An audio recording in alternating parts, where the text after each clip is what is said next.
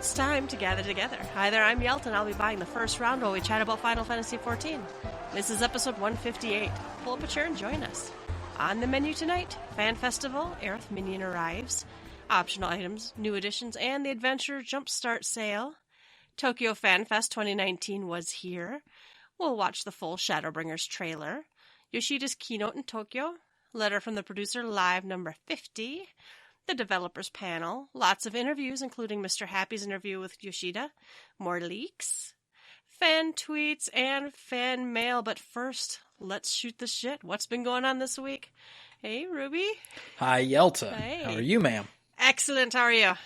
I am doing very well. It's been a good week. We got a lot of news to talk about tonight, so I'm not going to spend a whole lot of time on the let's shoot the shit because we're going to shoot the hell out of shoot the hell out of these notes that we're going to talk about and everything from Tokyo Fan Fest. But I did do stuff this week. In fact, I don't know if it's been because that we're getting close to the end or just all the hype recently, everything, but I've been playing a hell of a lot.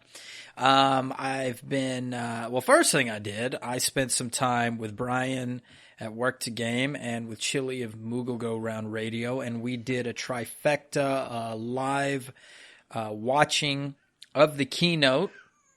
That was on Friday night, and that went surprisingly well. I was equipped with a bottle of Jack Daniels and a pot from my kitchen to wear as a helmet whenever certain things were or were not announced.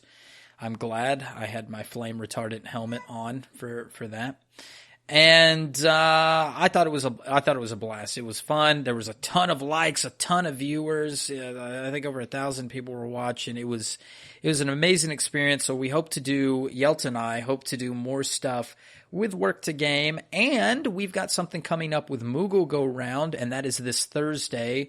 Live or recorded, I'm still not sure, but we're going to be doing something, and we're going to be tweeting it out as we do it. If it's live, you're going to know about it. If it's not live, you're going to see it soon. And we'll probably have this episode up like Thursday or Friday, so maybe just in time for that, or maybe just as it's happening, we'll get this out to you guys. But I'm excited to do that and more collaborations as 2019 goes forward. What else did I do? In-game, I capped only the 450, even though it's 900 now. I did 450 there, and I was working on some summoner gear, so I finally got my last body piece, other than the belt, upgraded, so I'm at I-393 on summoner. I still need to get a new book, but I got some help with that because with Yelta and Bell Dandy and a host of others, we cleared Sirayu EX. That was a lot of fun. I think we had 17 minutes left on the clock when we had that final run and took it. But it really wasn't that difficult to do. I know you guys have been saying it's fairly easy to do, but it really was not that difficult. If you kind of know where to stand, you get on number one, get on whatever. I think my son's being murdered in the next room. I don't know what's happening over there. If you stand on number one, stand on number two, whatever else is going on, and you're in the right place at the right time, and you get to let the snakes snake you around, hit you in the right direction, you can do fine on that. And a healer limit break 3 saves the day if needed. So I plan on doing that again, maybe this weekend, maybe sometime next week when we have opportunity, because I need to farm some weapons. My summoner needs a new weapon, and all my other 70 jobs need new weapons to get me into that last stretch before Shadowbringers. And then also, I've been working on ranged, not because of you-know-what job, but just I like Bard, and I like Machinist well enough, and I know Machinist changes will be coming. We got a sneak peek maybe for that for you in this episode as well. But I really do like playing the Bard, so I was goofing around on it, and then I went through Orban like 10 times or something trying to get gear for it, and I finally ended up getting some leg piece. I really want the top, but I don't see it drop. And I did a bad thing, Yelta, but I really don't care, is like on the 5th or 6th run of it when the pants dropped on the second boss, I looted and scooted. I was out. Tired of it. I'm not dealing with Sid. I'm not dealing with the last, but they're not that terrible. But it's just like I didn't want to. I just didn't want to go through it again. So I got my pants. I'm at I-373, which is better than 2 of my healers. Oh my God, Ruby, you've let 3 healers go. And anyway, I got to get all my gear up. I got to get it. So I'll be working on healer gear as well because I do want to play it. Maybe not as much as I want to play ranged now, but we'll see how that goes into Shadowbringers. And that's it. That's all I care to talk about because I want to talk about these notes soon enough. So Yelta, what did you do this past week? I went along for that Serio X, and before that we did some runs of normal modes for different people. I did a lot of, hey, does anybody want to come help with whatever? I did a lot of that this week. A lot of people returning to the game, a lot of people getting caught up. So I've been doing just a ton of stuff with Free Company and Link Shell, Crossworld Link Shell people. On my own, I've been leveling Monk. I'm up to level 62. I finished up my Samurai last week, and now I'm working on my Monk. I've no fucking clue what I'm doing, but the other night when we were running some stuff, I took my Monk, and I'm like, explain the gauges to me, and I can't remember. Somebody in the Free Company explained to me how the gauges worked and what to do. But that's mostly what I did. Ran some stuff with people. It's patch day. I did the patch, but we're not going to cover that this time. First of all, because not everybody was able to do the patch yet. So did the patch. We'll talk about that next week. But that's it. We'll watch the live letter. When you were on with Worked Game, I was in Nofika's Bosom's Discord, and we were all sitting together watching and reacting to. So it was kind of a weird communal thing. It's been a while since I used to when I would log into a game, I used to log into the voice chat first and then log into the game. And I've just gotten so used to doing stuff solo and just queue up that it's I've just kind of not been. And it's been fun, especially with people hype about doing the new, getting caught up. Yeah, there was 6 of us were Free Company members, maybe more. It's really nice to play with your own people instead of treating the game like it's all. And I've been doing the same thing, Yelta. As much as you and I podcast, we talk about playing stuff together, and we do stuff together. But it's usually like an expert or something. But it's just really nice to run through some stuff. And you may have just mentioned this, but we did some alliance raids and things of that nature, and it's just fun to do even just the silly stuff and the hard stuff together because I don't know, it builds those bonds and it keeps those bonds together. So I'm glad we got to do stuff together. I put a Monday night PvP on the calendar for next week. So we've had a lot of requests, and with the way they've done it now, they just basically pick one a day or something that you can queue up for. So we'll just queue up and do that. So that should be on next week's Shoot the Shit, hopefully, how I died a million times or murdered people, one or the other. All right, but you can shoot the shit with us on our website. Go to www.gtffxiv.com. Let us know what you've been up to. All right, we have the first round is news. This is pretty much everything is news. It's all Fan Festival news. The first Fan Festival news we have is the third and final of the Fan Festival minions for 2018-2019 has arrived. It's the Aerith minion, and I did go pick her up. She's cute. Yeah. So those are the 3 wind-up minions and the motorcycle. So that would be all the bits that you can get from they're associated with the fan festivals. They got smart, all account wide. Thank God for that, honestly, because it just makes no sense. All right, we do have some new optional items available in the Mog Station. There's some emotes. They have 2, what do we got? Popato's Step and Get Fantasy. I don't own either of these, but there are videos in the post, right? So Get Fantasy is like this weird dance. Is that based on something? Do you know what that is? Well, it looks like Backstreet Boys to me. I don't know. Yeah, it kind of looks like to me too. And I don't really know what either one of these emotes is supposed to be. I do thank them for letting me see it on 3 different races and 3 different, different. I don't think I need either one of these. Somebody's going to say, and so that's the Korean pop band BTS's famous dance. And it might be. And if anybody knows what these are, let me know what they are, because Jesus Christ, I have no idea. And I don't need them anymore after getting the best emote in the game today. So. We have the Adventure Jumpstart sale. They've marked down 30%, a whole bunch of stuff from March 22nd. Why are you leveling those jobs, Yelta? Buy a couple books here. Fuck that. I'm going to do it myself. March 22nd through June 28th. So, right up until the patch, or till the early access. So they've got all the Tales of Adventure, Realm Reborn, Tales of Adventure, Heavensward. Those are the storyline skips. And then all of the one Paladins or whatever journey, that's all the job skips, right? That gets you to 60. Is that correct? Yeah, but buy now and save it to Shadowbringers. Wouldn't that take you to 70? I don't know. I don't know if they did that last time. It might. It might. I'm not sure. But they are on sale. They're actually fairly deeply discounted. So like the storyline skip, the Realm Reborn is $12.60, Heavensward is $17.50, from $18 and $25 respectively. The job skips were all $25 before, and now they're $17.50. So if you can't stand leveling it up yourself, I guess you can get a jump on and go. I know a lot of people use the Tales of Adventure, like a Realm Reborn and Heavensward, to skip up alt characters. I know.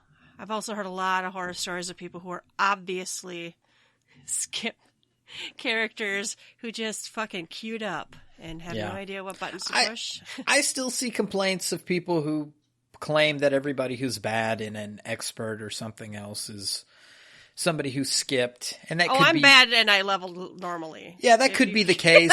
Or they went through Heaven on High, or they did Fates and they don't understand. There's always been something where they've blamed it on something else. The only other caveat I'll put on this is these are named Journey 1. So don't quote me that these will take you to 70, because they might make a Journey 2. I don't know that that's the case. They might roll out another one that's just those, 60 to 70 or something. I don't know. You could always hold one back if you wanted to, but yeah, and the sale ends before you would you would buy it and not know, I guess. But I mean, then the worst thing is you've spent $17.50, you still get to jump.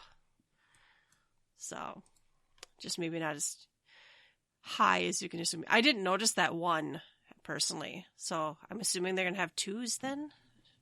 Possibly. And then in 6.0 they have 3s. I don't know. All right. The big news. Tokyo Fan Fest 2019. This happened this last weekend. Started on in the US of A Friday night and ran Saturday. And we had started with the full trailer, which was amazing. Amazing. It was really, really good. I really enjoyed it. And I don't know. I guess we can watch it. We can watch it for sure. Let me see if I can get my sound working where I can hear it, because I'd like to hear it at the same time without the listeners having to a little bit hear it at the same time. But I'm excited because this is the full trailer. We have the entirety of the trailer, and people were going, "Well, is it going to spoil stuff?" And we'll tell you next week when we talk about the patch. Because maybe it did, maybe it didn't, maybe it doesn't matter. So, no comment. I said no spoilers. No comment. No spoilers. So let me see if I can set that as default and without messing up anything here. Bring up the video.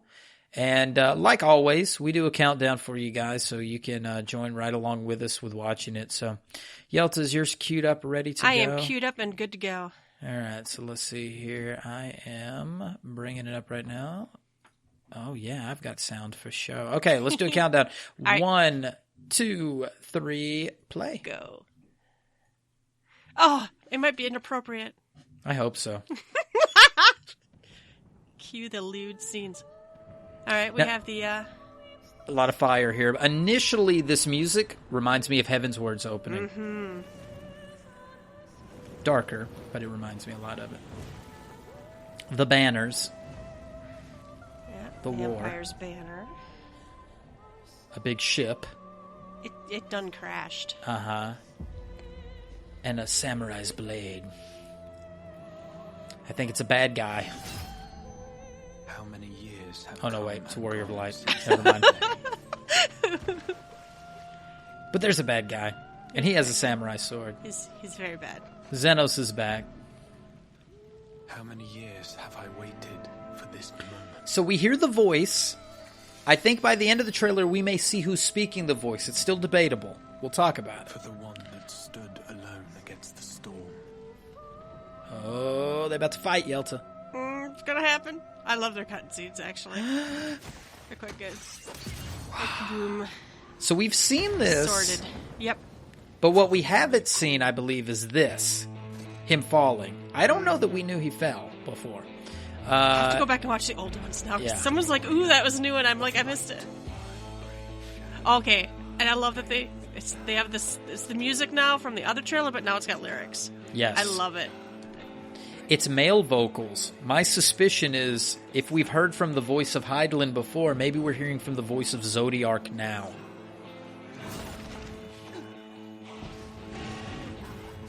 Flashbacks. Flashbacking, yep. All the way back to that little archer. Yes. Remember that baby archer? Mm-hmm. Many years ago. Gremlins we all 3. have migraines. Don't feed him after midnight.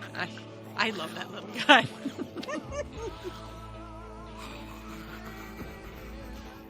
Uh-oh. Now, we might know who this is now. This might be Innocence. I'm not 100% on that. But we know our antagonist.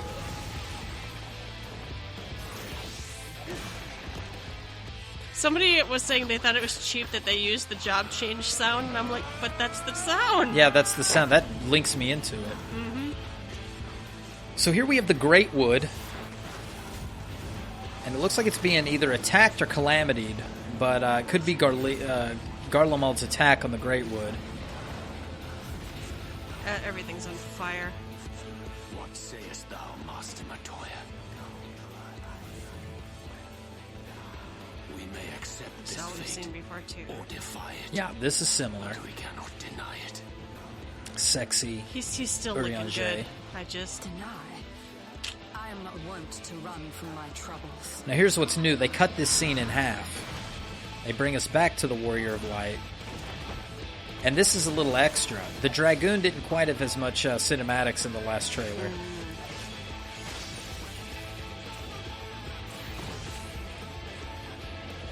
Love the monk. Yeah. Oh, more burning woods. Until our friend returns, I will hold the line. Ah, new scene. This looks cool. Fat cats. Fat cats. Everybody's like, oh my god. Still not butt slider, probably, but okay. Uh-huh. Then we got that Thancred running up the stairs again. So Uh-huh. it's kind of funny to watch this trailer for like the third time, though, because it's like, This town certainly has Or, you know, changed. but not similar. at all for the better. I heard in the Japanese cinematic he smirks at that line. Oh, really? Uh-huh. Little more action from Thancred versus this big winged lion. I can't remember what those are called. Oh, there's a boss that's that. I'm not going They're cool. anywhere. I promise you, Infilia. Now, this is new. See, and old, because that's And we're old. like, this looks so familiar. We're all sitting in chat and we're like, we've seen this town somewhere, and then people started putting on Twitter where they saw it. And then the freak out. Oh yeah, then the shrieking of a dancer. We were all just like, because she does look pretty amazing. Oh, she's beautiful. And a Vieira at that. Mm-hmm. And her weapons. Though Chakrams. I thought that was a nice choice for a weapon. Yes. The Crystal Tower, which we weren't really expecting. No, not really. And possibly our mysterious voice here. Greater even than the seventh umbral calamity must be undone.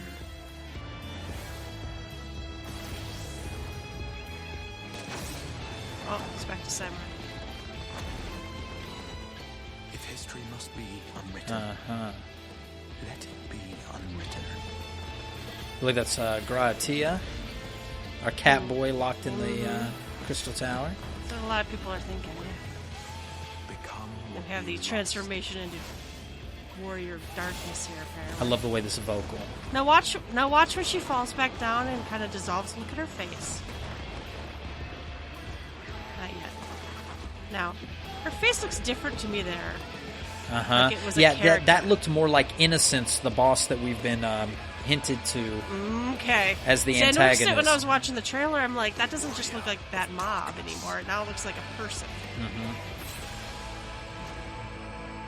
Of course, Warrior of Darkness looking badass.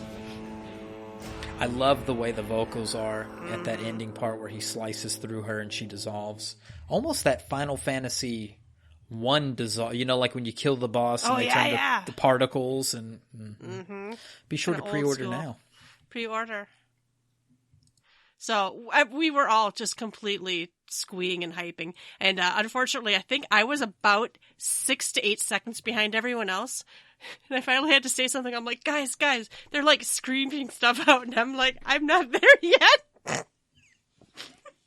But it's an amazing trailer. But they do an amazing trailer. So It's beautiful.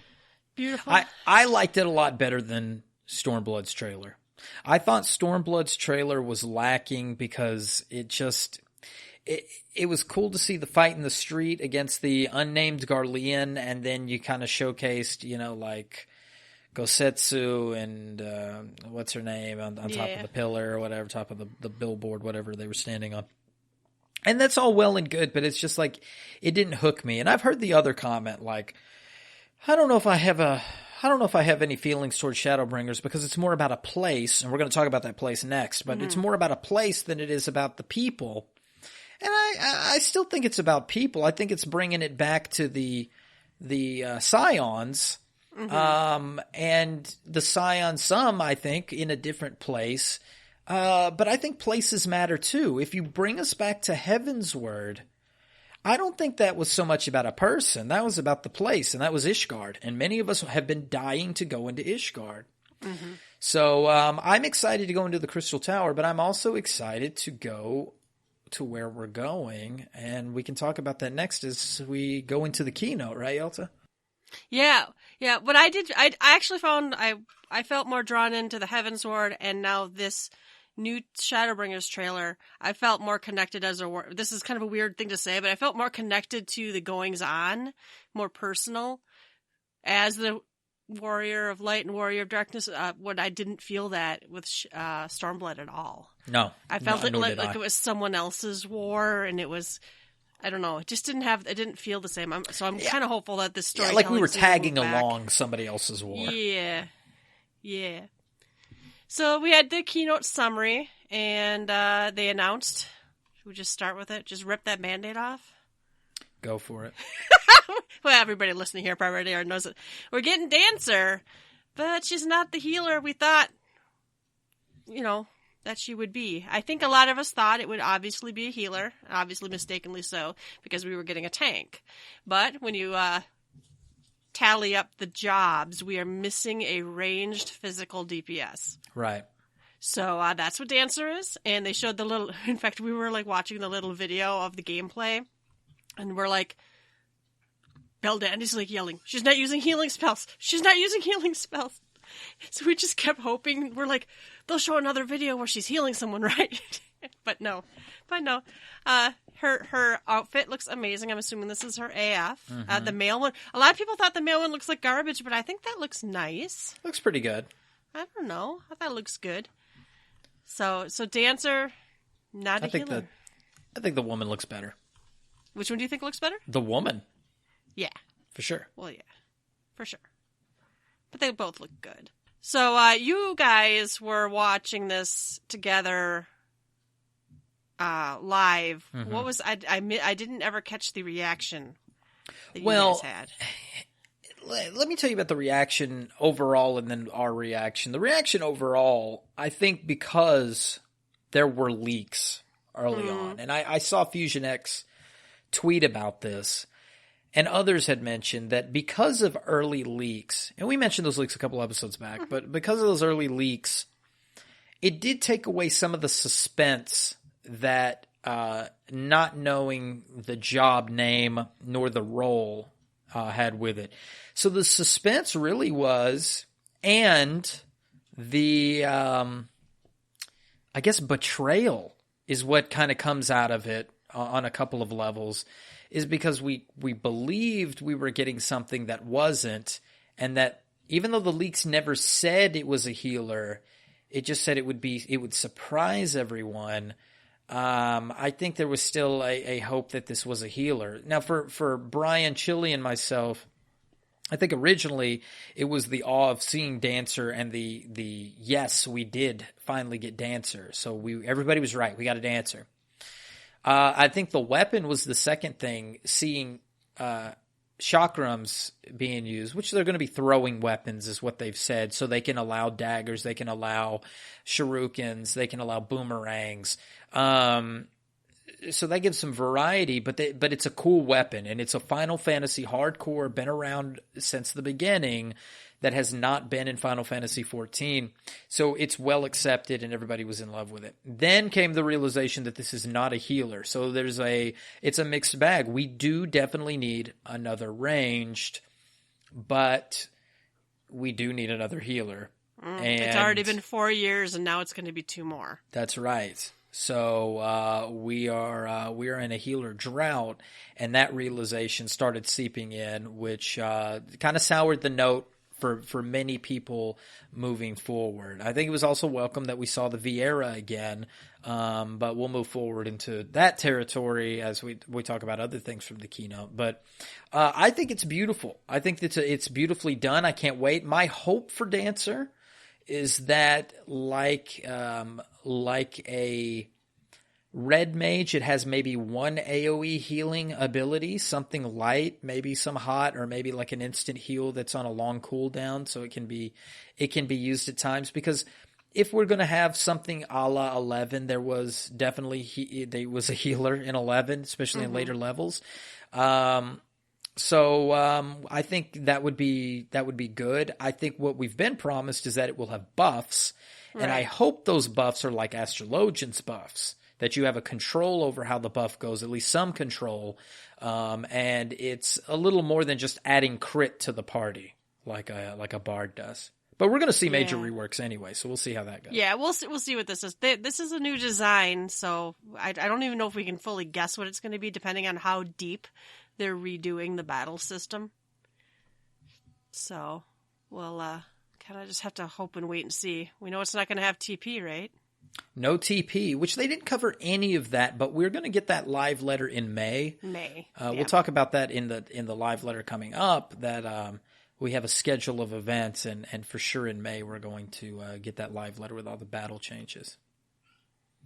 They also unveiled 3 pretty darn awesome new areas. Crystarium, which looks like Crystal Greenhouse World. And I think the way they just described it is that's kind of like, so we're going to the first, and it's light there all the time. Night and day, it's light there. Light is taking over. There isn't even night. And this is where people have gone to survive. We're talking post-apocalyptic here, honestly. Right. I mean, for backstory's sake, of course, the Warriors of Darkness came to us, gave up their lives, came to us, told us how the light was destroying their world. And that's basically all we knew. And then we sent them back on their merry way, and Heidelin somehow answered them, whatever. This is that world. This is the world of when the light is too strong, that the darkness has to rise up. So in Final Fantasy lore, especially 3, which we're going to talk about the Crystal Tower, it's a big deal in this. Yoshida loves Final Fantasy 3. Final Fantasy 3's whole plot is the darkness has rose up and you're the warriors of light and you have to fight the darkness. But in ages past and in another world within Final Fantasy III, the light was too strong and the Warriors of Darkness had to step up to the plate to stop that flood of light. Well, this is that scenario. So the light has eaten up every other land in the world, except for what we believe is the analog to Eorzea. Now, let me stop there for a second.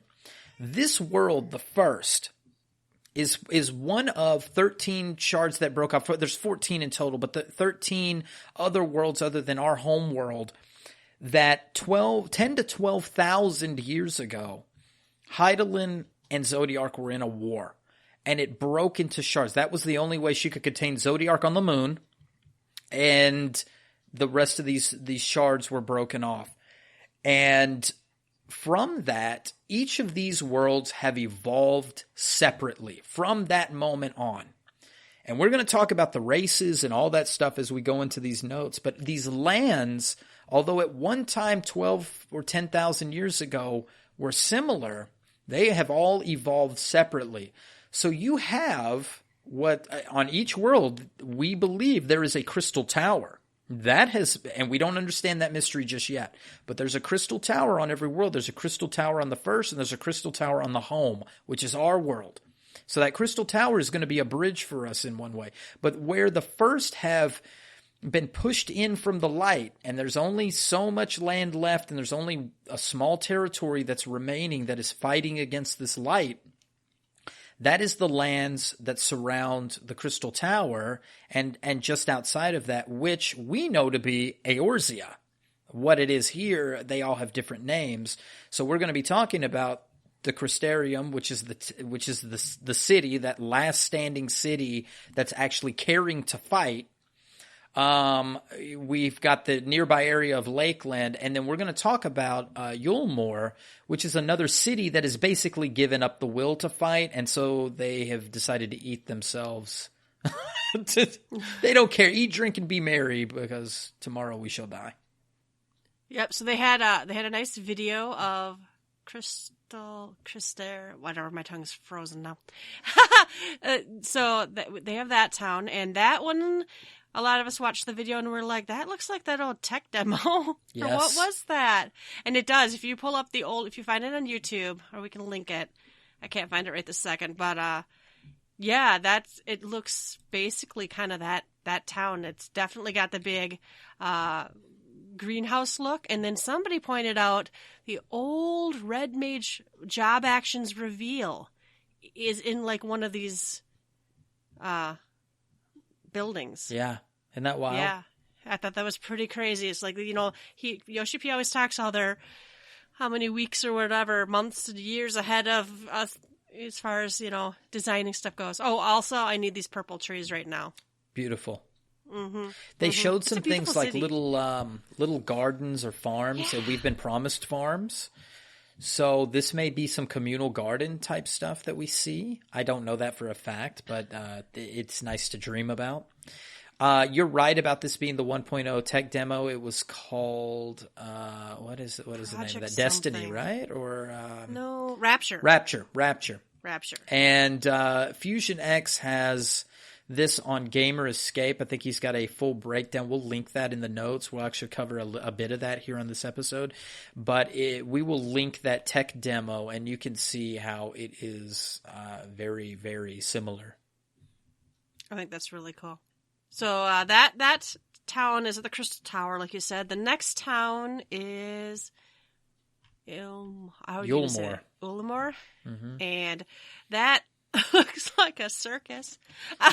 But it looks like Limsa covered in a circus. It kind of looks like Limsa covered in a circus. Yeah, if you look at the concept art, and Limsa's kind of built into that giant structure that stone's hill or whatever. This is where the fat cats are, guys, and they love some grapes. Mm-hmm. It's just the whole thing is just completely decadent and nuts. There's rose petals. We were talking. There's rose petals scattered around the teleport crystals. I even found the music to somehow sound pretentious. It did. It sounded like it was a waltz. It was in uppity. your face, poor people. And you see that there's shanty town at the base of this where the luxury is happening in the sky here. Yep, there's definitely like a slums town at the bottom. It's pretty amazing looking though. I really and this one of these other pictures, you can tell there's obviously like some other buildings that are still in decent repair or something over there. I don't know. So it's going to be interesting to see what that's like. I think it's gorgeous. I think it's really intriguing. I think it's a neat design. It seems to all kind of be going back to this kind of Belle Dandy kept saying it, kind of more of a high fantasy kind of thing. Yes. Lakeland is also beautiful, also very purple. It kind of looks like lots of trees. It looks like it probably was a forest before it got destroyed. There's some wooden buildings and there's some, built up stuff. So. Yeah, and they were hinting as they were talking about this. They said Lakeland. Well, there must be a lake here. And what is this area that it's near? Well, it's by the Crystal Tower. So what area in Eorzea has a lake and is by the Crystal Tower? This is missing a crashed ship and a dragon corpse. Exactly. Right? So this is basically the analog to Mordona. This is Silvertear. Yeah, this area's got to be Mordona. Yeah. It's great. I mean, there's a lot of maybe some Roman-type art and... the vibe I was getting from this, the music, and in this last maybe 10 seconds where you see the battlements, I don't know what to call it, the kind of spiky wooden things to keep the orcs out, because it reminds me a lot of Lafine. I can't remember. They're called palisades or something. Yeah, so it reminds me a lot of Final Fantasy XI in music and in look. I think it's cool looking. I wasn't really equating it with anything. I thought to me it looks fairly unique in my eye, but maybe it's just because it's all covered in purple. So, and you could definitely see the Crystal Tower there in the background. So that's pretty neat. And then we get some just some few screenshots of new dungeons. We've got kind of your classic brown dark dungeon. They mentioned traps. Yes. And I'm it's like, real traps or like, we're going to throw an AoE on the ground and you just have to move out the way. This had like an Aztec temple sort of look to it. And so if you think about like Indiana Jones type things, maybe we've got, arrows coming out of the walls. And I think they even mentioned Karn. I feel like they said Karn. Oh, Karn, I ran it again today. I still love that dungeon. And this one looks very open to the air. Buildings be on fire, but I do like it when once in a while some of the dungeons aren't just caves or tombs or I some of my favorite dungeons have at least sections that are open to the air, and those trees look like trees that were like in 1.0 around Korthus. To me, right? Is that what you see when you look at them? Oh yeah, those piney woods. Yeah. Well, not the snow, because they didn't have that. That's here, right. Apparently, so that used to be Korthus used to be green, not snow. The third one kind of looks like it's almost like from another game. It is. The hills look like butterfly wings. That looks like a fairy circle. It's very green. It's very brightly colored flowers. Getting kind of like a Gridania on acid vibe. Yeah, it's definitely an acid trip. But it's beautiful. It's still beautiful. Alice in Wonderland. Yeah. So that's interesting to me. I'm kind of wondering what they've got 3 different dungeon screenshots here with 3 different flavors. Part of me is like only 3, but I'm like, it's coming. But we're getting 9, and we only got 8 in Stormblood starting off. So we do have 1 extra than what we got before. So they're giving us a little more. I'm hoping that they're, those are 9 new dungeons, so at rollout. I just hope they're paced nicely and fit the story. They've done pretty well with that in the past. We do have a new raid. We don't have much on it, though. We have the sun hitting this sapling or plant, tiny little grass of the raid's name is Eden. Is about all we know about it. So there was some speculation here when the name and this image came out. Two things. is that this image is very reminiscent of near the end of Final Fantasy VIII, where there's nothing but and Squall is kind of wandering around in that empty space before he's called to by Rinoa, come back. So it got that vibe. And then Eden is the name of one of the GFs in Final Fantasy VIII. So there's a small connection there. Eden makes me wonder if that's the reason they didn't use the name Adam and Eve for bosses. Possibly. Just saying. We do have a guest for character and boss design, Tetsuya Nomura, and a lot of people were groaning, but they like his character designs. So apparently that's okay. Well, we need belts. Lots of belts. Lots of belts. That's Nomura's design. We do have an image here of a character. It's apparently Gaia, and she's very goth. She's got some sort of hammer and not enough belts. But there's a lot of ruffles. Belts. Maybe if we turn her around, the back of her thing is all full of belts. The hammer had a bunch of us like we're still reeling about no new healer. We're like, she has a hammer. A lot of clerics in games have hammers. They're gonna surprise us. No, they didn't. No new healer. No surprise here. I've heard all the speculation.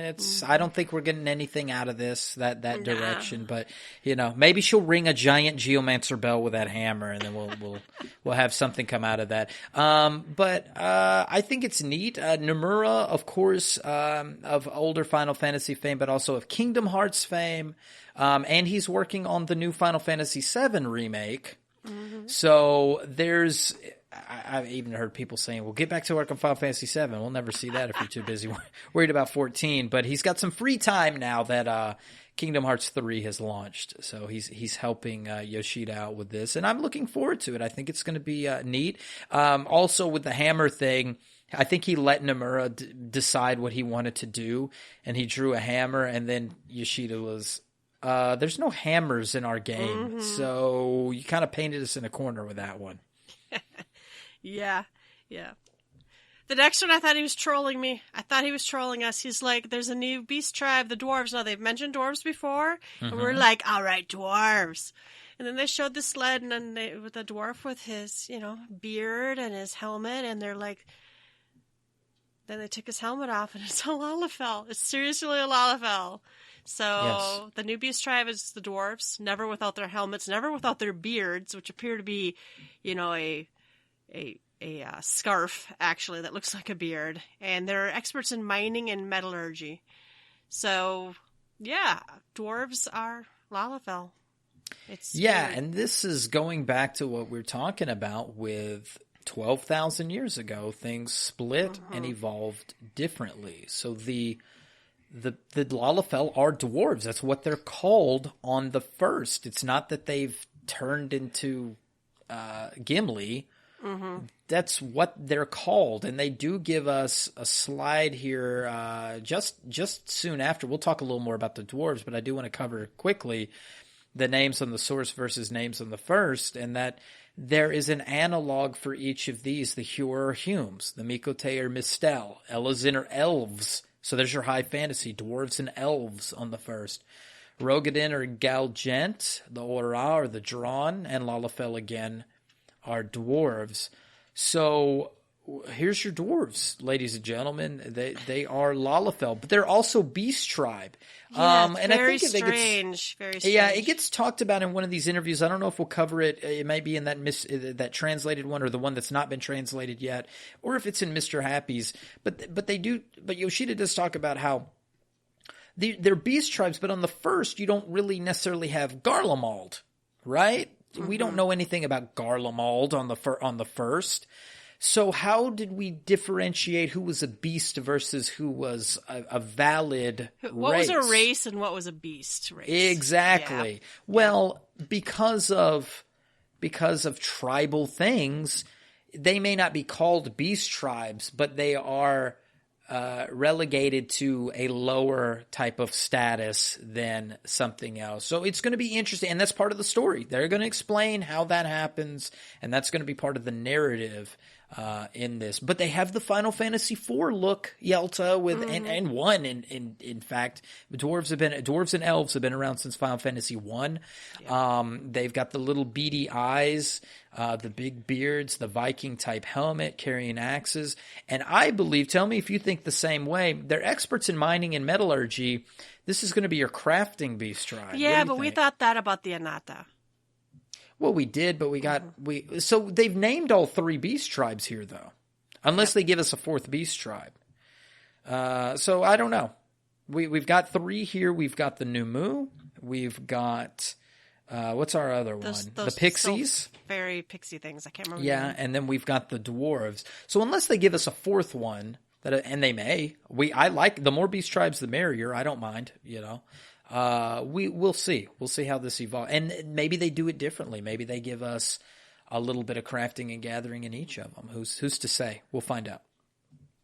And then they talked at length about the dwarves and their town and how if you're not Lalafell size, you're not getting in some of these buildings.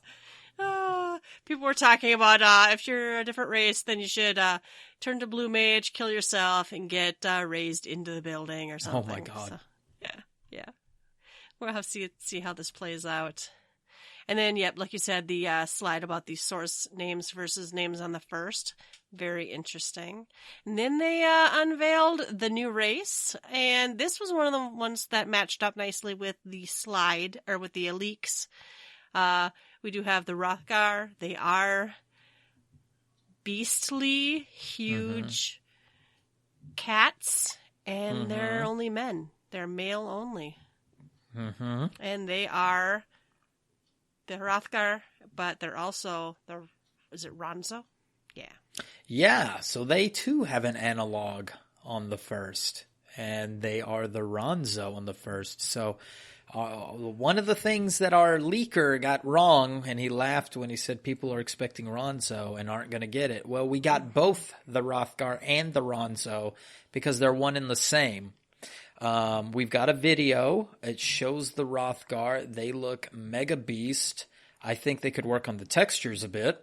Yeah, I hope they continue to. Yeah, some people were like, it just looks like a row with fur slapped on it, and I'm like, kinda, but I don't know. Their posture seems different. I actually quite like the way they look, and I'm actually kind of thankful they went with more. People were like, we already have enough cats, and I'm kind of like, yeah, we've got cats and bunnies. Do we really need another, whatever? But these are not Ellison with ears slapped on, right? These look like they come from cats. Yeah, their animations are beast-like. My regret is that they're not running on all fours. I really wish they would. Yeah, it looks almost like they kind of wanted to make them run on all fours, but then they're like, oh no, or even if they ran and then once in a while would hit all fours, would look amazing, I think. But again, no females, which is a little weird considering the reason they didn't do male Viera is, well, no one ever sees the males. And we're like, well, you said that about Mikote. And then now they give us the Ronzo, Hrothgar. And they're like, but female ones are featured in other games. Why don't we have them here? And we'll talk about that some more. Basically, there's only so much time. On the first, the Viera are known as the V's. And the Hrothgar is known as the Ronzo. So there's your analog for both of the two new races on the first. They talked a little bit about enemies. Scourge of the First are Sin Eaters. I thought that slide looked amazing. Yeah. They looked really good. And I can't remember what the second slide is, but it looks amazing too. Well, that is Innocence. Yeah, that's right. Yep. So, nothing's known about him at this time, but he'll play an important role. Lots of him. Yeah. So I don't know if that's what we're getting in the preview. Kiribu is what we originally had thought that was what's in the trailer. It may be just one of the... You can't call it Void Scent. I guess you have to call it one of the Sin Eaters. Basically, the Void Scent come from the 13th, which is the one shard that has been enveloped in darkness. But the first has been enveloped in light. And, of course, our home world is right in between. So we're on the edge of darkness and light. Where the Void sent hail from the 13th, the Sin Eaters are from the first. And Innocence is the boss of light. So we will see a lot more of him. I think originally in this interview, we're reading from Gamer Escape, the keynote summary. Originally in this, I think they had a they in that, but this has been since updated to say he.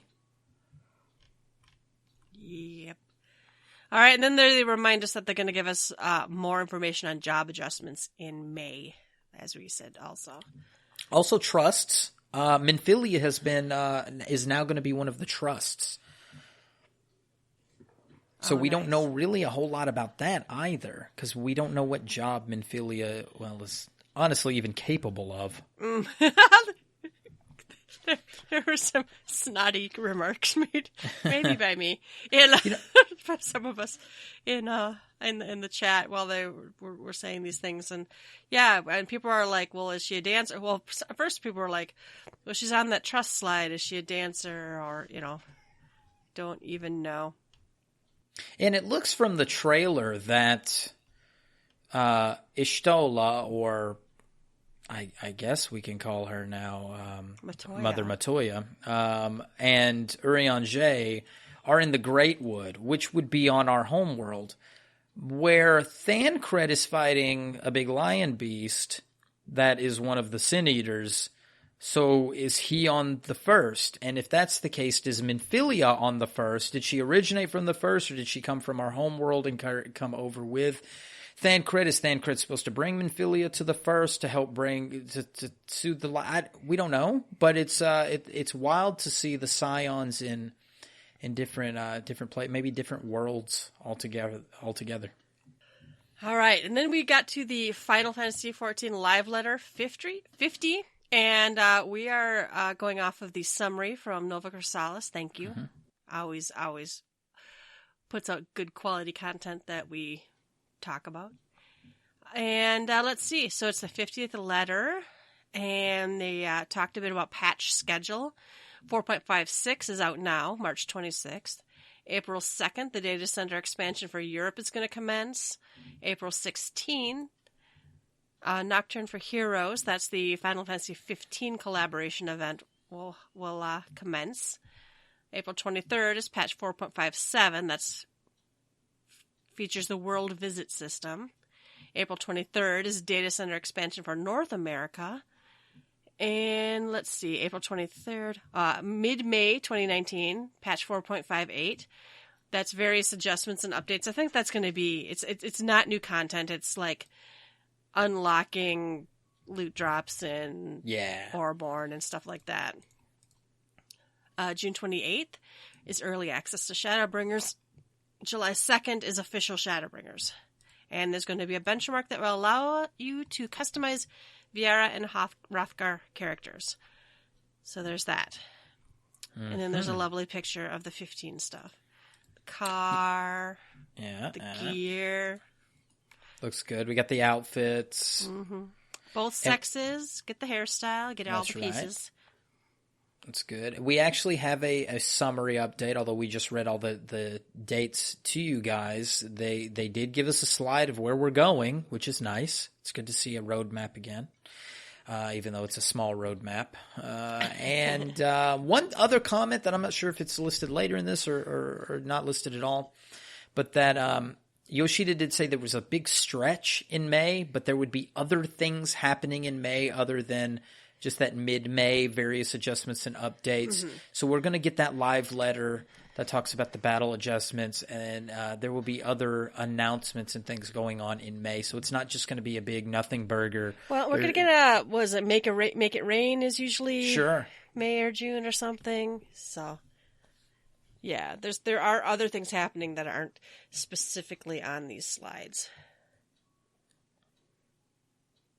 All right, they did have a special guest, world lore creator Banri Oda, and I kind of tuned out during some of this.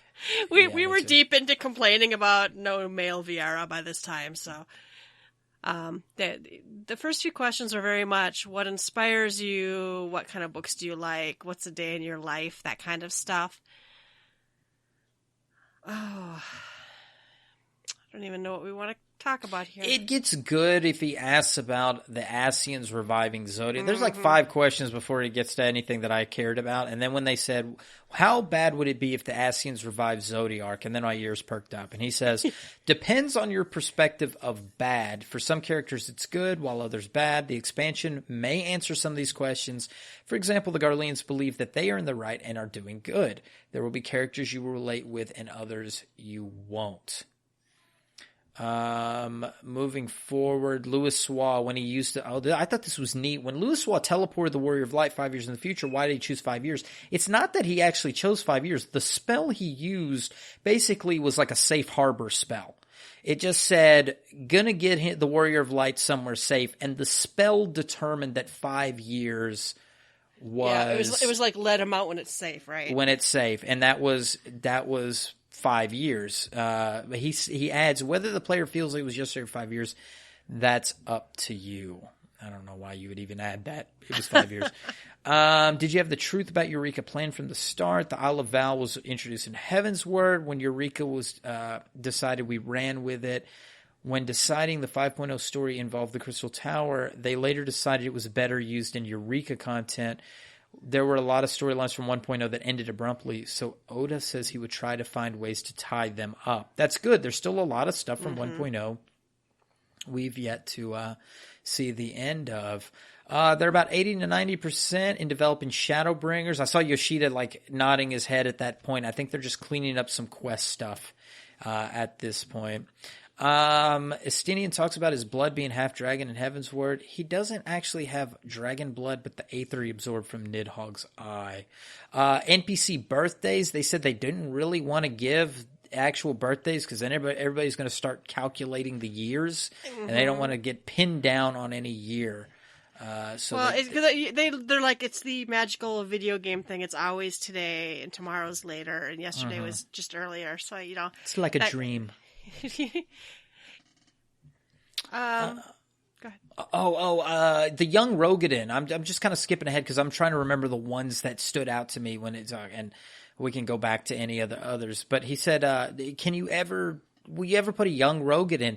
And he said he's been wanting to put a young Rogadin, but every time he decides he wants to put a young job or a young race, Yoshida's like, well, I want a young something else. At first it was a young Mikote, and then it was, I guess that was for... Yeah, and then it was Aura. I guess that was for, like, originally it was for, what's her face? Chloe, or Zloe, whichever one it is. And then, and then an Aura was next. So, it was just one thing after another, but he wants to do it. It's just the cost is high for that. The next one I thought was wild. This is Yelta, the Auras rubbing their horns together thing. This just reminded me of, what episode was it? Was it even in Gather Together where like they just bang? Because we talked about they just bang. Just bang. We talked about Viera or Aura and their horns, and apparently they rub them together to display affection. Sure. And Yoshida apparently just made it up, and then Oda says that's fine, and it's now official. Apparently, it was one of those things on the stage that they said it, and they did kind of like the fish that. That yes. Koji came up with it at the fan fest we were at. Yeah. The Duty Finder and lore I wanted to touch on quick because people ask this in this game and other games. Well, how is it the 45th time you run the Aurum Vale? How is Coin Corner still there? And how are the treasure chests still there? It's an MMO. You just gotta just suspend your disbelief. Play the goddamn game. And play the goddamn game. Oh, where does Companion Chocobo go when called and dismissed? It's just kind of there. It's again another role. Don't think about where all of your armory chest stuff is and where your fishing pole is when you're, actually being a samurai. Oh. Why can't the Warrior of Light get to and from the New World? That's interesting because the New World exists to the west. It is to the west. There has been blue mages come from there. They said it's not easily accessible. It's hard to get there currently. Maybe once there's an easy way to get there, we can go to the New World. Yoshida says he wants players to someday go there. It doesn't, that to me, the way it was worded makes it sound like that's not coming up immediately. A lot of us thought we would. So our tacos are not coming in 5.0 because they said the tacos would be from the New World. God damn it, Yoshida. Oh. All right, why didn't the Orzayans lose the battle at Gimlet if the Garlands are outnumbered? Oh, okay. Garlands have magic tech. Orzayans have a realm that allows them to use powerful magic, so, you know. I don't know. A lot of people think the Garlands would have just steamrolled them, but there might be reasons for them not to, so. Hope that's in the patch. All right, then they did some announcements. Pre-ordering Shadowbringers gets you the Gremlin Minion, Aetherite Earring, in early access. It was the Buy My Stuff section. So yeah. Xenoia Galvis is in Dissidia, and they apparently had machines on site. People left immediately. People bailed and went to go play this. Yeah. I loaded up the actual NT version or whatever. I didn't see him on there, but maybe it's a work in progress. I guess it says here, PlayStation 4 Steam, April 11th. So I'm jumping the gun. It's coming soon. Yeah, they had machines already there, though, that had it loaded on, so. Mm-hmm. But then the people in line had to stop and turn around. Oh, because they were making a huge deal of it. There was a huge mess. So Yoshida stood up. He put a coat on. He grabbed 3 microphones and was testing them. They pulled the seats and the table off the stage, and it was a big to do. All the cameras were on him. They had people, and we were all like, "This is it. They're going to give us something juicy." Yes, the healers are coming, or Yoshida's quitting. Finally, we're going to get a better director on this shit. I honestly. Half of me was like, he's retiring. Yeah, that's what I thought. Or not retiring, but he's like stepping down from this position, and someone else was going to get it, and he was going to. But that's not what it was. No, we got Daddy of Light, the movie. It's going to be a full-length movie, which is awesome. Did you watch the series? I did. I loved it. Yeah, every bit I loved it. But I just really thought that this was not a reason to do light checks and sound checks and tear the stage down and get everybody around. There was not that big of an announcement to me. Now, I don't know about in Japan making a movie about a video game that was a TV series that was based on a blog, based on a game. You know, it's awesome and I love it. But I just really didn't think it was like, and our crescendo is a movie. Mm-hmm. You know, and I saw some hate for this because I put a comment on Twitter, not hate directed toward me, but it was a comment I made about what a large fanfare for really nothing. And it was like, well, I saw a Japanese comment. We need to respect the death of the previous actor of the first one. And I do. I watched that whole series. I respect the previous actor as the Dad of Light, and he was fantastic. I'm sorry that he passed, but making a movie isn't like a tribute to him. They're just making the movie version of the TV series, so it's not like anybody who said, why did they make this weird announcement? And really, it was the build up to the announcement. The announcement itself isn't weird. Well, it's fine. I didn't have any issue with that whatsoever. Fantastic. There's a movie.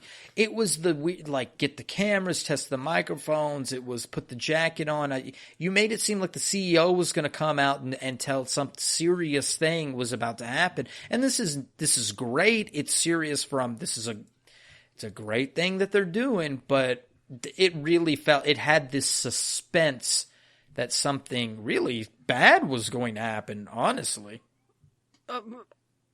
Something cataclysmic, if you will. You know, for good or bad, you know.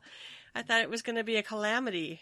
Uh-huh. And, you know, and it wasn't. And I'm glad it wasn't something bad, but I didn't really think it needed that kind of... And a lot of us, and again, it was also doubly fueled by people who were already still had not fully accepted the other announcements. People who, you know, didn't want gender-locked races and people, where's my healer? for them to like make this big deal about it. Some of us were like kind of like fuck you at that point. Yeah. Have you seen the comics about the stages of white healer grief? No, that one actually captures the first like 4 panels of that captured me exactly.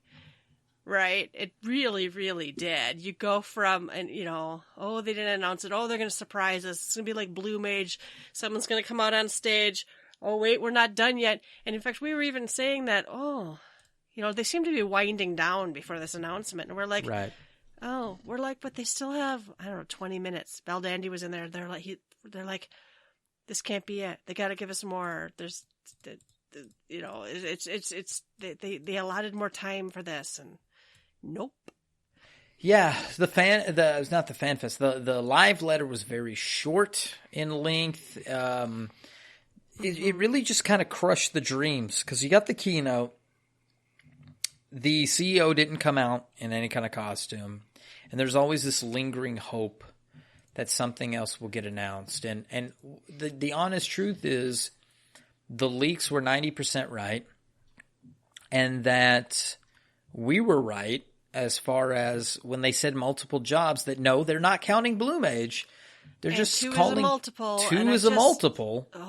That I'm still salty about that. And the explanation of the 2 races is almost just as appalling. Now there's some grossness that comes out because it's kind of appalling for the dev team to say, well, we didn't have enough resources, but we decided to do 2, or to say, well, we didn't want to do kind of a bunny boy because it would be too.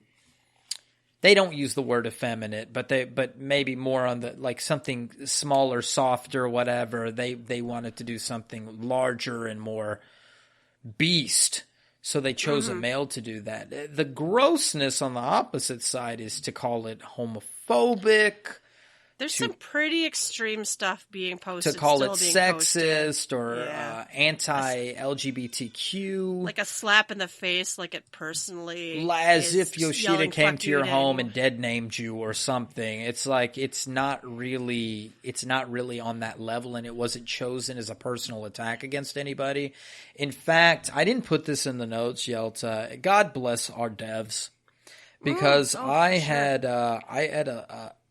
had a conversation. I was reading that our precious dev Aya was talking to somebody. Pulling this up on my phone right now because it's just really disgusting the way that they're being talked to. Well, people are getting threats. People are getting like. Well, I heard Yoshida got a death threat. Although people are like, I haven't seen the proof. Maybe he did, maybe he didn't. But this great community decides to get up in arms because I had a good talk with Brian from Work to Game over lunch last week, and we've got some good plans going in the future, but I had a great talk about that and this could happen in all walks of life. It could be comic books, it could be Star Wars, God forbid, you make another episode 8, right? Because burn the world down. Episode 8 wasn't what I thought it was going to be. You've got people who so live in a fantasy world, and you look at the Final Fantasy community as a whole, and then in Final Fantasy 14, there are some people, whether, it's because that, I'm not going to go into the reasons. It could be multitude reasons, that Final Fantasy 14 is a home that is better for them than anywhere else that they live. But they live in that world so completely, the world of Eorzea, the world of Eidolon, that when Goddaddy Yoshida does something they don't like, it's a personal attack. And they treat it as if God slapped them in the face. It is a video game. It is a video game. I am so sorry. I want better for your lives, but it is a video game. Do not put your hope of your life on Goddaddy Yoshida. He's not God. He's not your dad. And this game is not your life. So it's also not tailored for you. It's not your identity. Well, and you and I, part of our real life identity is we've played this game forever. Yeah. We talk about it. We podcast about it. We run community, we participate in mini communities, and it is deeply part of our life. And I don't know about you, but for me, being a healer is part of my personal in-game identity, but I didn't really feel like it wasn't like a slap in the face. He was targeting you, was Yelta. Like, fuck you, Yelta. You don't need a new healer. I didn't take it that way by any stretch of the imagination. I probably wasn't going to become a VR anyway. In fact, I would, honestly, I was actually, once I saw the Rothgar and I saw what female Ranzo look like, I'm like, I can see switching that for a little bit, but also I'm like, you know what? It's what we get, and I'm going to try not to freak out, and I'm still, Chitara would have been hot. Like, ooh, a cheetah woman? Yeah, Ooh, I that's could definitely see like Fantasia or not. Yeah, one of my alts or something, because that would have been cool and neat. But I don't know. Trying to pull some of these real world things into the game and kind of coming up with this strange thing that Yoshida is trying to say you're lesser of a person because I didn't include male bunnies. I think that's ridiculous, and to be threatening about it. If you don't like, I also hate on day one from many different places. I was upset about no new healer, and I was upset about only 2 jobs, and I was upset, but I don't think I was overreactingly upset. I wasn't going to the forums and saying, I'm going to quit this game because you can give me another healer. I'm disappointed, but a lot of people were like, well, if you go to the official forums that day, it was like, there were so many people who were just white knighting so hard. They're like, basically, if you don't 100% love everything announced, then you should just unsub. The game would be better off without you, and that will free up your house so someone else can buy it. And I'm like, whoa. Yeah, you got reverse trolls, yeah. Whoa. I'm like, you and I have often been the voice of, I don't know what's up with this game sometimes, but just because you don't get exactly what you want doesn't mean it was an attack on you. And can we please do a nice... Honestly, those kind of comments to me come from a place of 4chan, like a bunch of some of that trolls. peaked up, though. I'm not used to seeing that kind of level of troll behavior in 14, I guess. Great community, by the way. Great community. I just want to read quickly. This is something I saw the other day.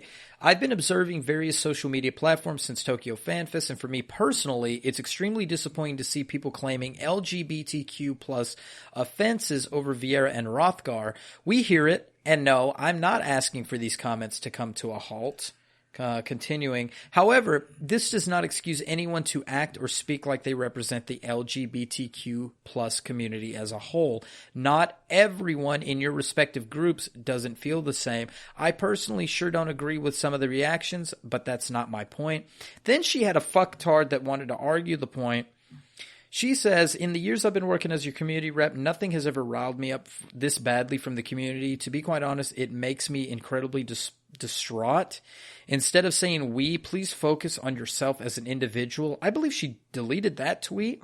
She had a back and forth with this individual that she, in her better wisdom, ended with, you stated your opinion, thank you, and left it at that. But you don't know who Aya is as a person. She also comments that Yoshida signed off on, let me see if I can find that. She responded to this fucktard as, where is this? It's about Yoshida. However, if it still persists, I'd like to consider things that same-sex eternal bonding and the recent 14 representation at a pride parade needed to pass by the director himself.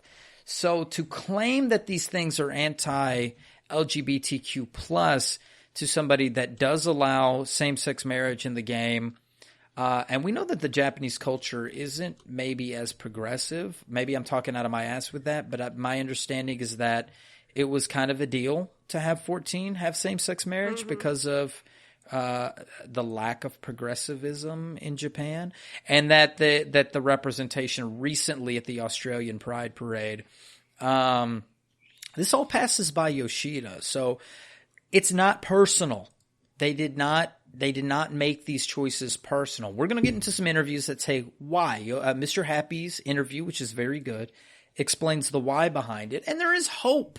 It's not something that they've completely have thrown away. Well, and especially the race issues, right? You've got 2 races that only have 1 sex each. I keep going back to, he said this might be the last time we add new races, but that doesn't mean they can't add the sexes for those races. And I think they those will. races I are think now added. People are, you're not going to get them with the rollout of Shadowbringers, but there's no reason I don't remember. Chenin, actually, who used to be one of our reps, that night was like, what did she write up? She's like, go to the forums and write a reasonable, nice feedback, right? Mm-hmm. And it's just, don't go in there just raging. I can't find the thing right now, but she worded it so nicely. And it's just like, yes, that. Just go put it out there nicely and don't be just like crazy about it. I don't know. Oh, here we go. Soft reminder from your former Final Fantasy XIV community rep. We love criticism. It's so valuable to an MMORPG. But please give it respectfully and remember it's a job of real humans to read your words and relay them to the team that works very hard and loves you guys. And so she's like, somebody asked, she just really loves the community and whatnot. It's, you just don't, I never write anything in anger. And in fact, my first response was, I'm going to write something sometime, but it's going to be after I'm not mad anymore. You should just never act in anger. That's usually, or not even anger. Angry isn't even the right word. But, wait till you're calm, collected, write something up, send it to someone else who can tell you whether or not you're a crazy person for writing something. No, really. It's true. I've had people send me emails before, like, can you proofread this? And I was like, take out the red letters. Yeah. Do you really need that many exclamation points? And please take out the word bitch. So, so, they want our feedback. And I really think we're going to get the other two sexes. Eventually. I think we're going to eventually get another healer. I think part of this whole battle readjustments is they still don't know what the fuck to do with healers. They're talking about this main tank, off tank thing. So I think they have to sort the healers out, and then the healers will be due a fourth healer before anything. In my mind, we have to get another healer. Whether they add it mid-patch, but they said they probably wouldn't do that ever again, or we get one in, but it's 2 more years. That's what really upsets me. I'm very upset as someone who loves healers. I want another healer. But, no. Give your feedback, be respectful, and then just, play the game. Unless it's a fucking deal breaker. There are people who are like, they unsubbed because Blue Mage wasn't what they want. There are people who claim to have done that. And I'm like, okay. Then that's the hill you wanted to die on, and, please look forward to the news, I guess. So, all right. We know we're bitter. All right, let's see. The only quick thing that we had, and we're not going to cover much in depth of it from the developers panel, we'll link Gamer Escape's synopsis of everything that we know about 14 Shadowbringers. But there were a couple of screenshots. It is a little tough to watch at the beginning if you weren't into the sort of thing, because they're taking pictures of dirt and they're explaining how they do the textures coming from the dirt. But then they show us some screenshots of the different areas. And if you go to the Gamer Escape, everything we know about Final Fantasy XIV Shadowbringers, there's a couple of shots. Coluzia, which may be an analog to Limsa Lominsa. It definitely looks like Game of Thrones The Wall, because you've got this towering structure that goes up, this ladder elevator thing.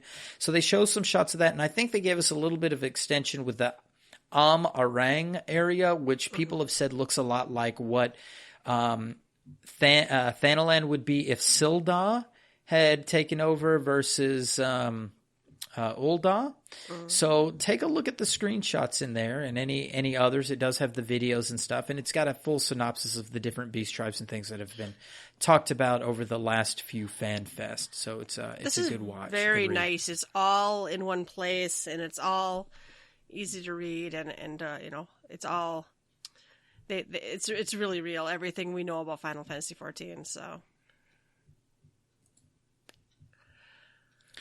All right, we were on to interviews. There are some interviews. I have only skimmed some of these, so we may have to help me out here. So the first one's Mr. Happy. I'll let you take that one.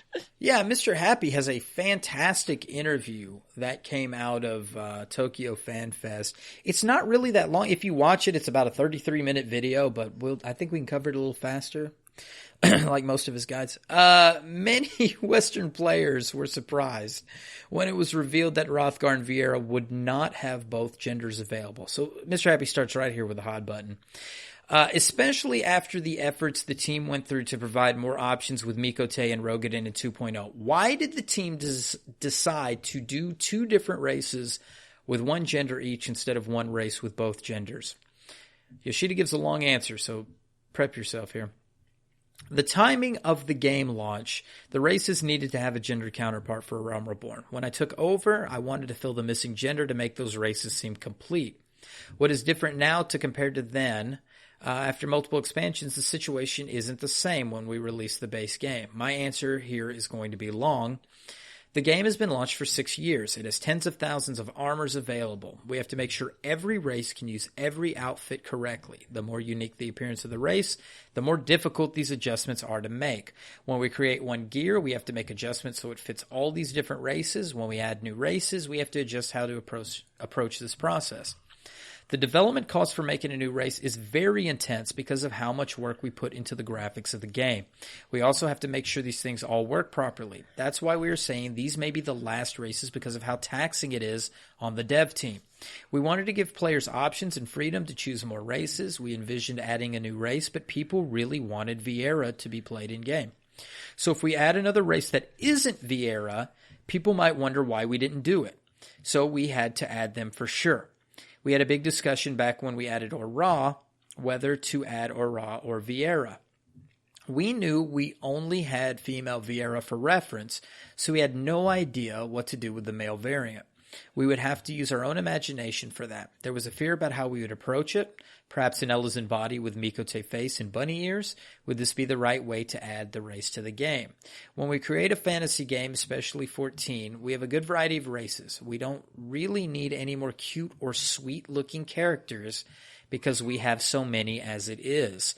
Especially for 14, we have many symbols of power or strength, such as Highlander and Rogadins. We wanted something more animal-like. It's not that we wanted to create a wild west of characters, but we do need a good variety. So the simple answer is Vieira was sought after because we had to add those. To expand the game as options, we also wanted to add Hrothgar. To stop there, Yelta, I think that's a pretty solid answer. Yeah. Yeah, they have plans, but they have limited time, and it does bother me, though, that, like, this game must make so much money. It's kind of like, can you just hire a few more character modelers, please, or something? Some more lore writers. You know, it's upsetting to me already that, not upsetting to me, but it's like, yeah, you know, right now, even Vieira and Hrothgar are going to, like, have helmets that fit their head, you know? Right. Right. So that doesn't really actually explain why we don't have the female and male counterpart for those two races. So the question number 2 by Mr. Happy is, as a follow-up, is the team considering adding the other gender for these two races in future expansions? Short answer is we haven't made a decision on that. The reason why we can't say for sure, we need to optimize our workflow with the existing races and the new ones. After that, perhaps we do the other gender, but we don't know right now. We did consider male Vieira instead of adding an extra race, but we tried to make player feedback on adding a more beast-like race as well as the strong desire to receive Vieira. We did expect strong feedback on the gender lock. It was a tough decision, but we decided to do our best to meet both the player feedback and our development team's vision. It'll be very costly to add a new race or gender, so I won't say no, but I would not like to set the expectations high. We haven't had time to look at all the feedback since this is our first day back at the office since Tokyo Fan Fest. What was the general feedback from North America based on your experience? Were they upset about no male Vieira, no female Hrothgar, or both?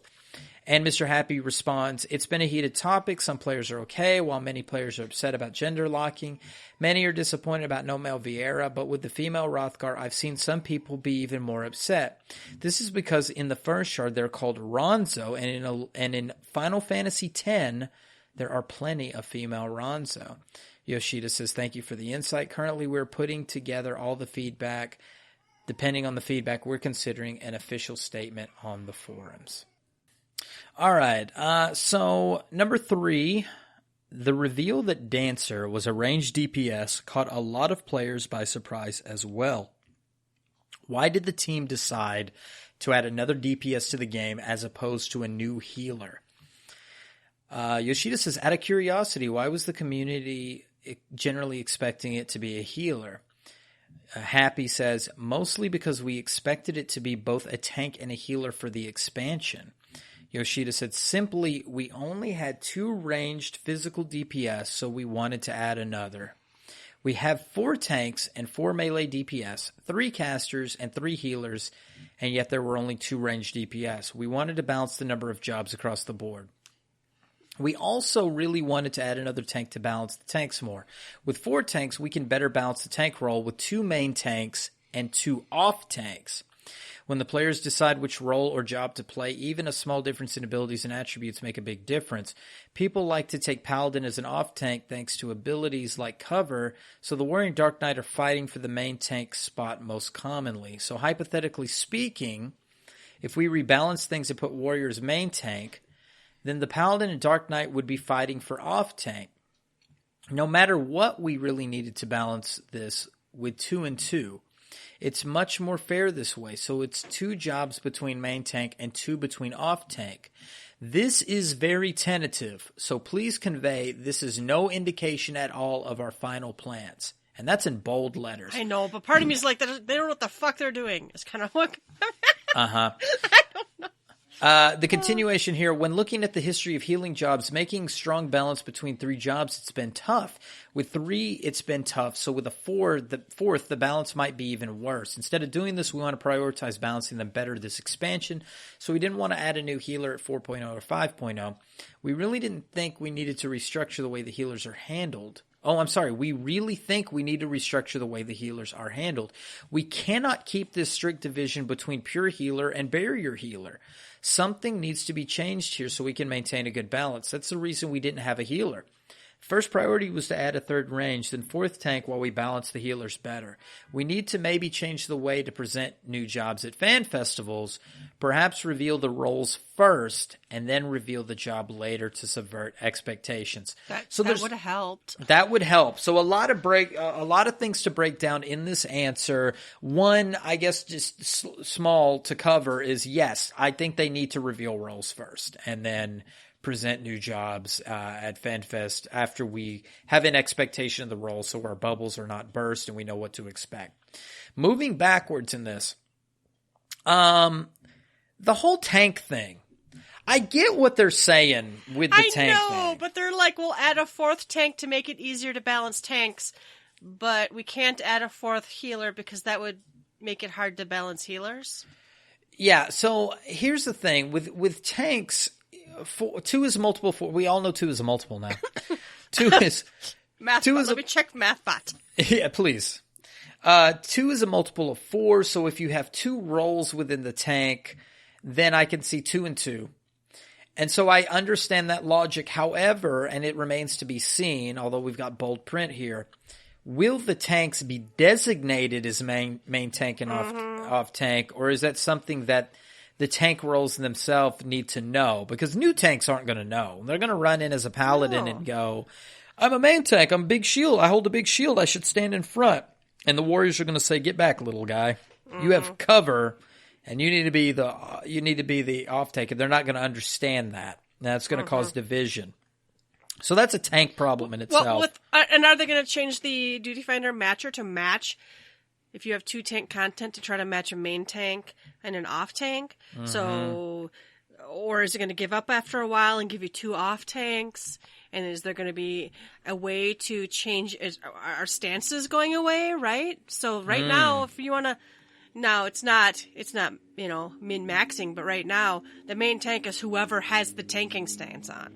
I know that some tanks are better than others at being the main tank, but I don't understand this at one level. Yeah, I get what he's trying to say, but yeah, it's real clunky the way, like, I don't see how they're going to put this out. The other is with the healer thing.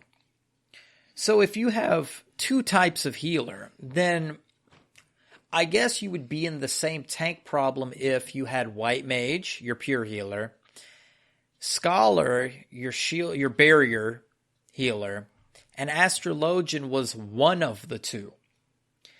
Mm-hmm. The issue is Astrologian is both.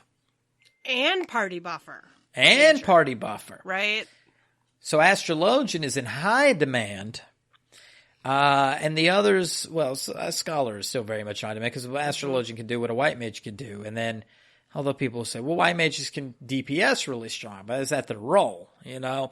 So you paint yourself in the corner. My personal opinion is Astrologian painted this team in a corner because they only thought as pure healer and barrier healer. The whole thing about like, why not a melee healer that does attacks that heals MP? They never thought that far with it. Or I've seen the chemist thing be kicked around. Why not overhealing to create an overhealing effect to do, you know, so that's... You get a 10% barrier based on overhealing or plus XP or plus hit points or something. So the community has really good ideas of what to do, but they had already painted themselves in a corner. Now the issue would be if you add a new healer and then you suddenly said, well, Astrologian loses its sects. You only have one sect and it's X. Mm-hmm. And you've got Astrologians just clawing their eyes out. That's going to be, you've ruined my job. Yeah. In order to add Geomancer, you've done this and and it's just another problem. Mm-hmm. So I think the balancing of healer, I'm not trying to be an apologetist for whatever, for Yoshida here, but I tend to think that they are going to have to completely rewrite some of the healer stuff. Somewhere between Astrologian and White. I think Scholar as a barrier healer, even though it's my least fun one to play personally, I think it's probably in a decent spot. Maybe they can just tweak some of the actions and stuff. But as a barrier healer, I mean, what's the problem with Scholar? I don't see what really the problem with White Mage other than those fucking lilies need to go. Well, there's not a much utility, I think is what people say. Right. Right. And then Astrologian is too strong. Astrologian is just too much of a powerhouse, and it's got too many different things going for it. So what do you do, Yoshida? And I guess that's the 5.0. But for them to also say 4.0 and 5.0, then they made some really awful choices in 4.0. Mm-hmm. Because if they couldn't get it right through the whole 4.x cycle, and they have to take another expansion to get healers right. Oh, yeah, that's why they told us we couldn't have healers this time around, is they're still trying to figure out how to balance it properly or some shit. I don't remember now. Yeah, well, they need to put more people on the healer balancing team because this is terrible. Mm-hmm. Yeah.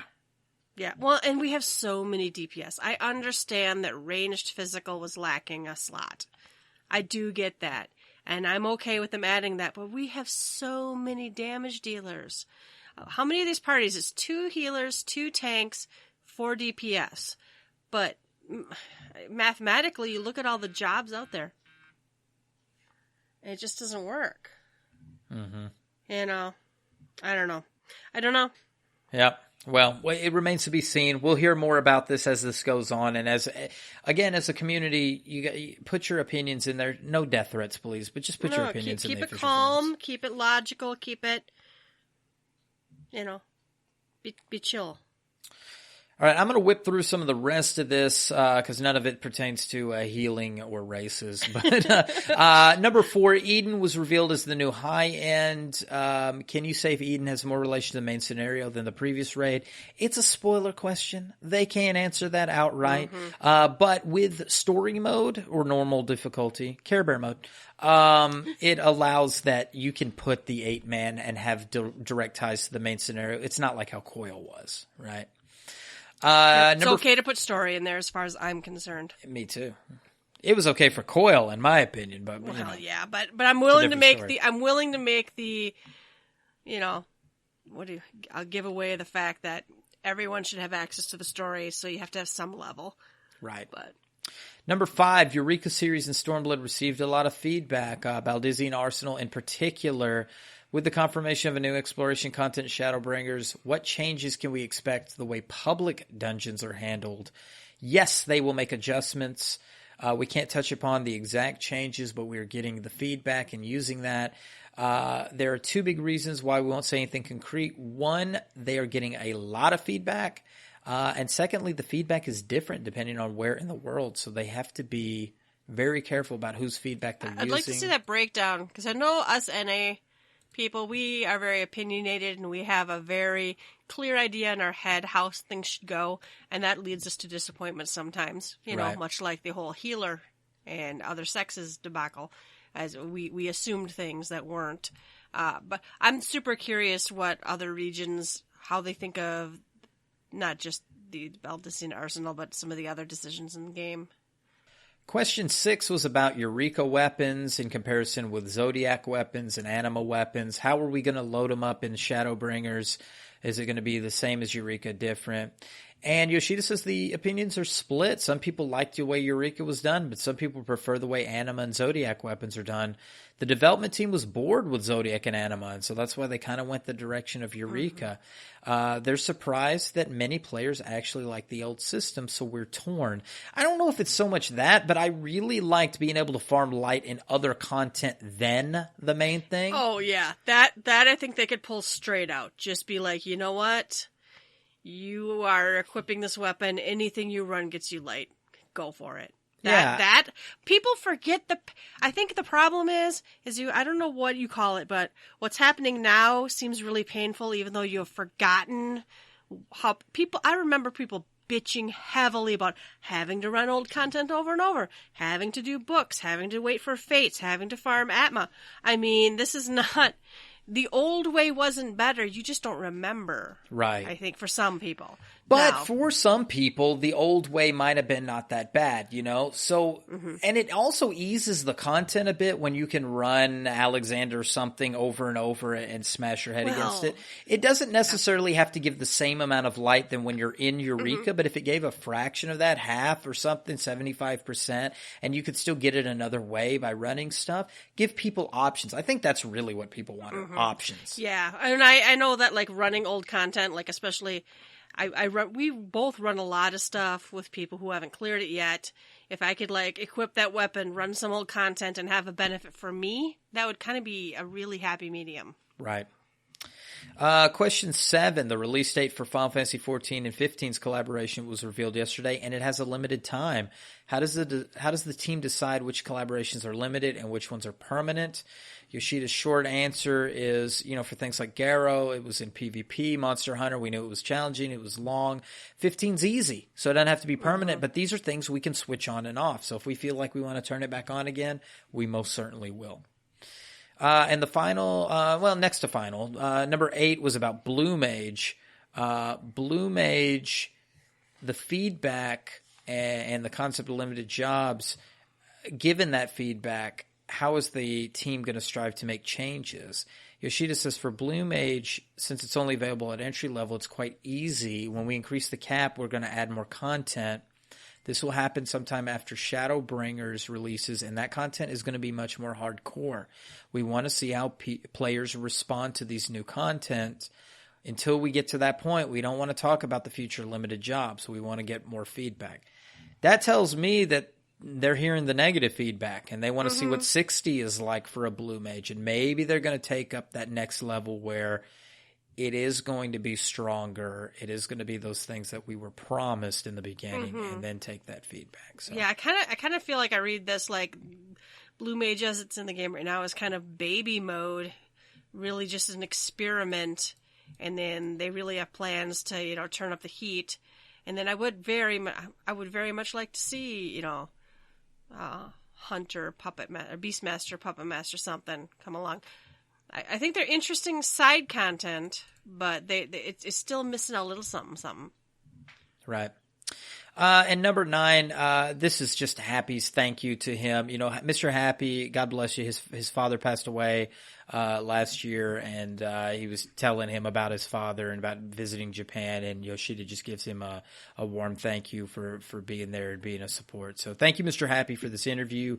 Thank you for what you do for this community. Thank you, Yoshida, for participating and answering some of these hard questions. These are the questions that people had in mind. Questions. I was really happy to see them. Oh, question 10. Where are the eggy glamours? Sorry, I missed that one. Tacos for Missed that one. Exactly. 6.0, right? We're going to the moon in 7.0. Isn't that what they don't have tacos on the moon. I don't know what they have on the moon. They have the Warriors of Darkness. We have another interview. This is the GameSpot one. This is a very short one that's been kicked around a lot. And this one, basically, I'm going to skim through this one too, was about how Hrothgar was coming. And the negative feedback they're getting. Yoshida said, we have to identify where the feedback's coming from so we can respond correctly. We want to review all the feedback that players give. The bottom line is that the addition of a race takes quite a lot of costs, and it's really an undertaking. They explained a little bit about Vieira and that Square Enix, if they are considering more gender options in the future, but the studio wants to consider feedback first, which is exactly what they told Mr. Happy in his interview. So we're getting consistent answers from Yoshida. They've heard by now. I feel good that they've heard us, right? Both of these. They have heard us. Where's our healer? They have heard us. What's with the, gender locked races? So that I'm happy. Yeah.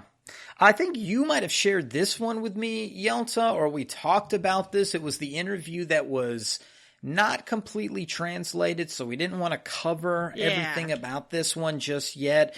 But the two major takeaways, again, was the main tank off tank thing, and that they're still trying to balance around that. So they didn't want to do the healer thing until they figured out main tank off tank. I talked to Fusion X about this on Twitter, and he mentioned that even though they're talking about main tank off tank, they still haven't really dug their heels into that idea. So if that's their out or their excuse for not doing stuff, that's not even set in stone. No, the main I've tank only off tank. seen it in interview questions, and a cynical part of me has been like, they're pulling this out of their ass. I've never seen this in a live letter. I've never seen this on a slide. Well, then they need 3 off tanks and 3 main tanks. Oh, right? shut up. Okay, I'm making it worse. And then the other, which is big, you mentioned this earlier in the podcast, but this is where this information came from. The question was, although the new race, we're talking about Hrothgar, is characterized by the head in both of the two races, what happens to the head equipment? Yoshida says it does not appear. Instead, I was able to implement the part of the NG face with the rule of 14 so far. Remember, this is a bad translation. Google Translate, thank you.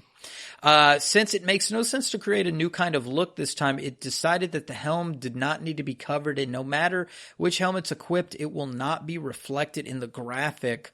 Only the cover type system is supported by reshuffling, and he laughs. I think that just means the shit ain't showing up, or it's going to be something dinky like a little crown or something around the head. And then they ask him, well, what about glasses? Yoshida says glasses are not reflected. I think there's a part that can be dealt with little by little in the future, but it cannot be done at the initial stage. And I guess this is for both races. So basically, they gave us new races. But they did not fix all the gear to make it work. And now, if that's the problem that they had, and they were mentioning about the high cost of the equipment, well, make us new races and make them naked, because that's basically what they're doing. If that's the case, where's my Bonga?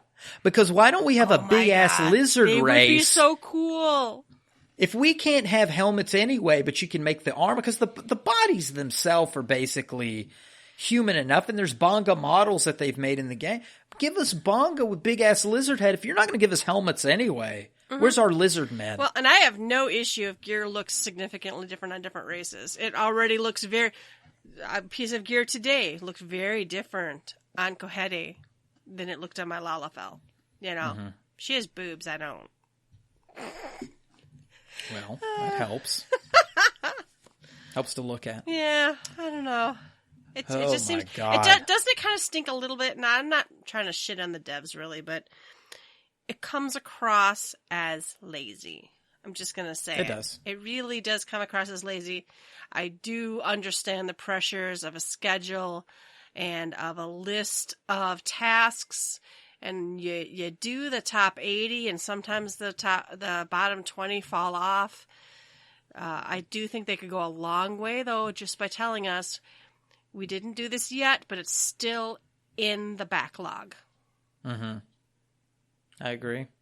I don't know. I feel like they made the game. So to say the arbitrary restrictions, it's like, well, you make the damn game. Mm-hmm. So it's not Why like are you some making boss this is rule? over you telling you, well, we just can't do that. We can't waive that fee. We can't do that thing. So, oh, we can't make that helmet. Sorry, my boss said I can't do it. Well, you are the boss. So you figure out if you're going to do that. And then why didn't you poll us? You know, say like, would you be willing to have more remember the polls? We used to have polls. I remember polls and roadmaps.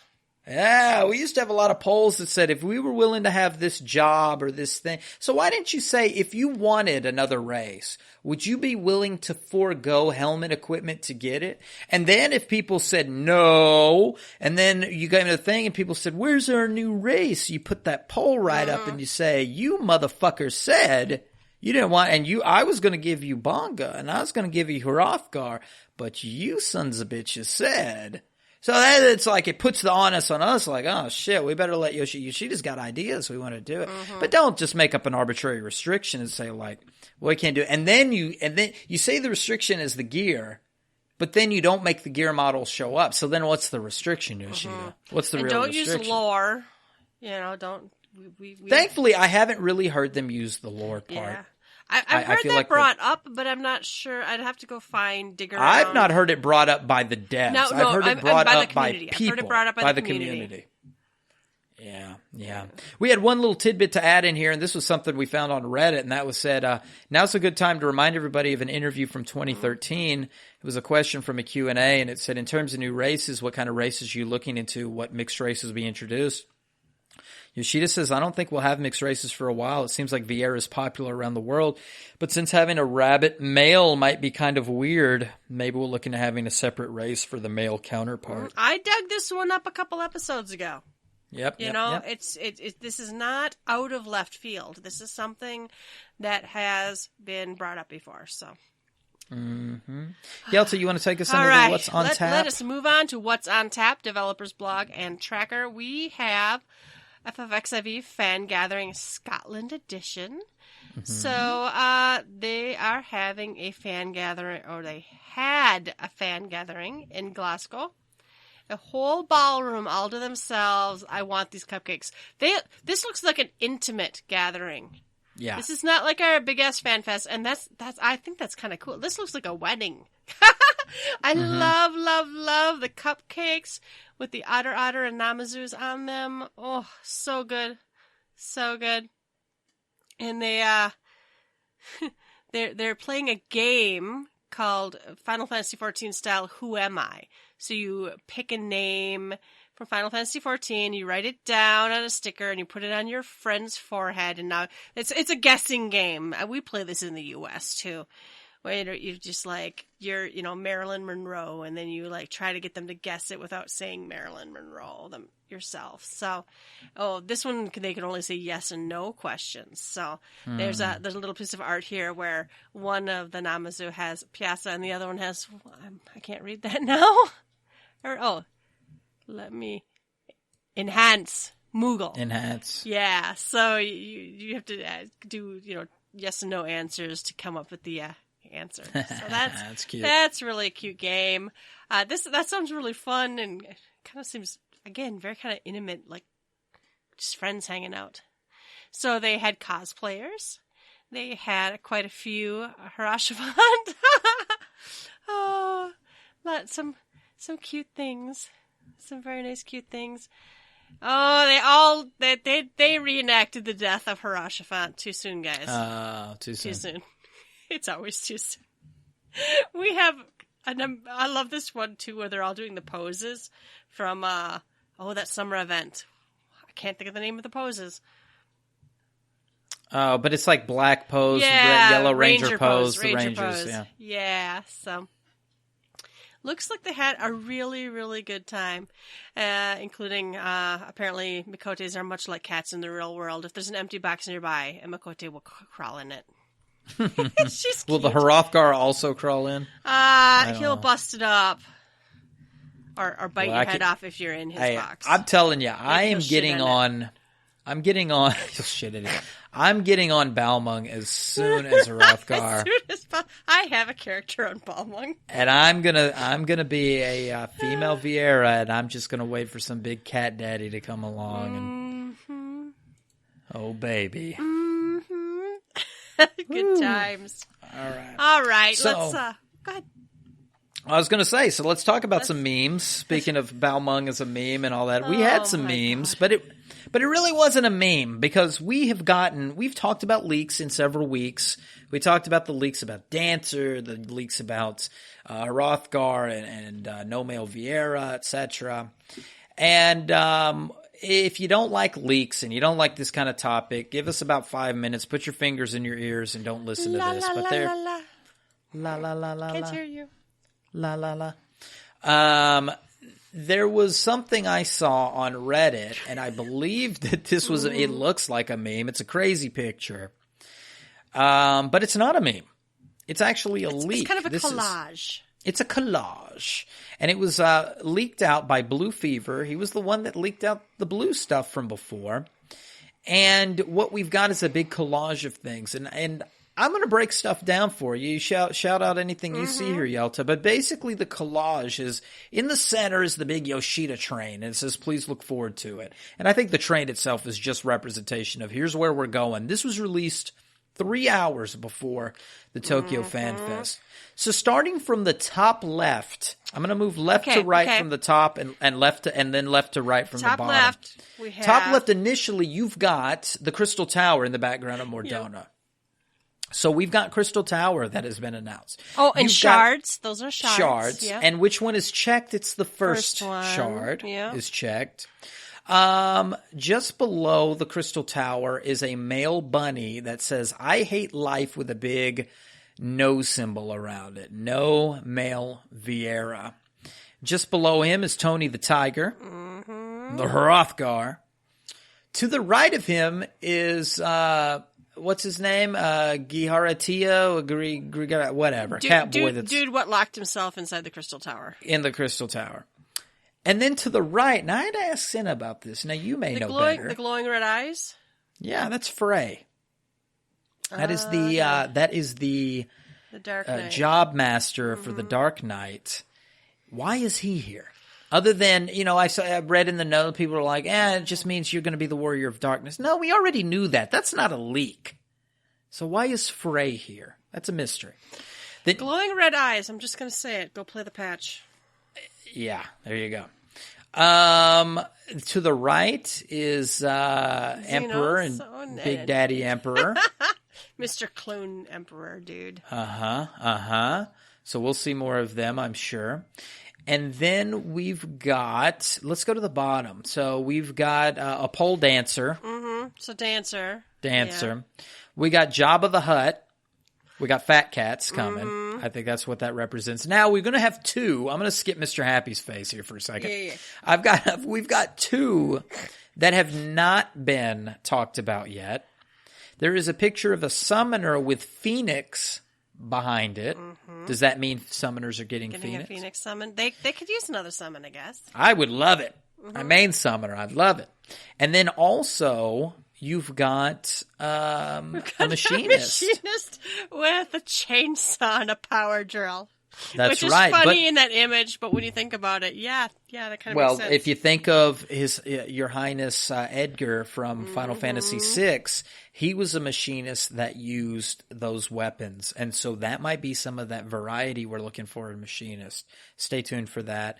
And then you also have to its right a picture of a dancer with the chakrams and a no around the dagger. Because that dagger is not what's going to be the main weapon like in Final Fantasy. This is a Final Fantasy XI dancer that's represented here. And one little thing, I'm skipping Mr. Happy's face on this. It's not necessary. But the one more leak in the very bottom right, he did another leak, and it was a picture of Adam and Eve in the Garden of Eden. And he called this one more as a dessert. And so we've got Eden coming. So are the leaks true? Majority here, we still don't know anything about the battle stuff, and we'll come to find out in May. So Interesting. We don't like the leaks in the sense that, it's spoiling things for others. We don't know if they're true or not. It's kind of fun to talk about. It's kind of, I don't even really like guessing about things, or, people play a lot of what if and stuff. I don't really like doing that, but I occasionally enjoy a leaky thing, and then I hate it too, whether it's wrong or right. I feel spoiled because I hate spoilers. Just don't spoil me on the story. That's the part I don't want to. Yeah. And I think even the previous leaker was like, I'm not going to tell you what the story is because the story is actually pretty cool. Moving on, we're going to get some feedback from you guys. I tweeted out about during the live letter that we wanted to know what you thought. I said, did you see what you wanted to see from the keynote tonight? Are you miffed? Let us know. We'd love your feedback. So I'm going to read some of these, Yelta, if I may. GlassKid07 says, this is why I unsubbed weeks in advance. The end is coming. Just kidding. I'm looking forward to see where the story will take us. I'll probably switch my main monk to white. I can already see those DPS queue times. Sad face. For the first few weeks anyway. Overall, looking forward to it. Our own Fusion X here says, gender-locked races was a mistake. Ranged DPS instead of healer was a mistake. Rapture City can take all my money. So another good eye on that Rapture City thing. Grimhelm says, I'm rather happy with all this. Bummed about no healer, but I suspect that will show up in April with the combat changes. Super interested in the story. Dis says, I'm not happy about it. Want to make a petition, but not sure how. Rasain says, excited for the lore aspects, new worlds to explore and upcoming raids. Extremely disappointed with the gender-locked announcements. However, it feels like they're just going back against their word from 2.0. I keep hearing this a lot, but I never did see the quote from Yoshida that says, we will never do gender-locked races again. I would really like for somebody to send us that quote where he says, we will never gender lock a race again, because the stuff I'm seeing is more like, yeah, we plan on doing split races. So please send us that. I would like to see the actual quote from a live letter that says, people certainly seem to insinuate that he said something directly. Yeah. I don't know. I mean, I know we got the other half of the races from 1.0 to 2.0, but again, 1.0 was just a cut and paste from Final Fantasy 11. So that was him saying we wanted to feel fleshed out. I just don't remember ever hearing a quote that said we will never do it, as if it was a mistake, because that wasn't Yoshida's move. Remember? That was Tanaka. So Yoshida never made a mistake with that. Why would he have apologized and say we would never do it again? I don't know. Find me the quote, please. Denmo. Love you, Denmo. He says, I'm very happy to finally drop into 14's alternate dimensions lore firsthand. Tentatively excited about new jobs, but I'm not a DPS main, and the new tank needs to prove itself after the complicated mess that was Dark Knight. Deli says, pretty much this was too hyped before Keynote. Ended my mood with observation mode, and after Blue Mage disappointment, I'm more concerned than sad. So his feelings kind of dropped off. The hype fell off for Deli. Love you, Deli. Yasha Pocket Shrimp, interesting name, says, Dancer is a DPS about what I expected. Was hoping fans, but maybe fans can be throwing weapons. Deeply, bitterly disappointed in racial gender lock, especially that of the Vieira. The story places look cool between this and the servers. I don't know if I'm going to grab Shadowbringers. Interesting. Oh, okay. Skydolf says, surprised no healer job, but everything else was fine. Interested in seeing how challenging the dungeons are. Like more difficult dungeons than some dungeons on hard. SRW Trey says, beyond hype for this story and the lore implications it adds to things we already knew, how Crystal Tower is there and what that means for Alligans and Charlayans. Hrothgar looks cool enough and Dancer looks fun. Stoked, all being told. Philip Kane gives his list of what he thought was cool and what wasn't. He doesn't like no healer. He doesn't like gender lock races. He doesn't like male Vieira. He loves the Lalafell memes. Can't wait for those. Zero Uno says, taste of the music, and I'm hyped. Release Gunbreaker now. Mog Moxie says, I like the game as it is now, so as they add things, I can only like it more. With that in mind, I'm at least excited for Vieira and Titania. Yeah, Titania didn't get much shout out at Tokyo, so we'll see. And we didn't get our other primal. I mean, even though we heard about Innocence, people have thought that maybe the dwarves, the Lalafell, get their own primal this go around. We'll see what happens. Mars Angel says, I had a feeling Dancer was going to be DPS, and my feeling was right. Story-wise, I'm super hype. How it includes Crystal Tower, I'm good with the news. I really want more info on that raid. Spooky Rose F says, the Ares look beautiful and amazing. New races and such are great. I kind of felt Dancer would be DPS. However, as a healer main, I'm very shocked and sad that we have no new healer. Jarka says, so much salt is delicious. I'm happy with all the announcements. Actually super pumped that Dancer's range DPS. I can't wait to make a Thundercat. Oh.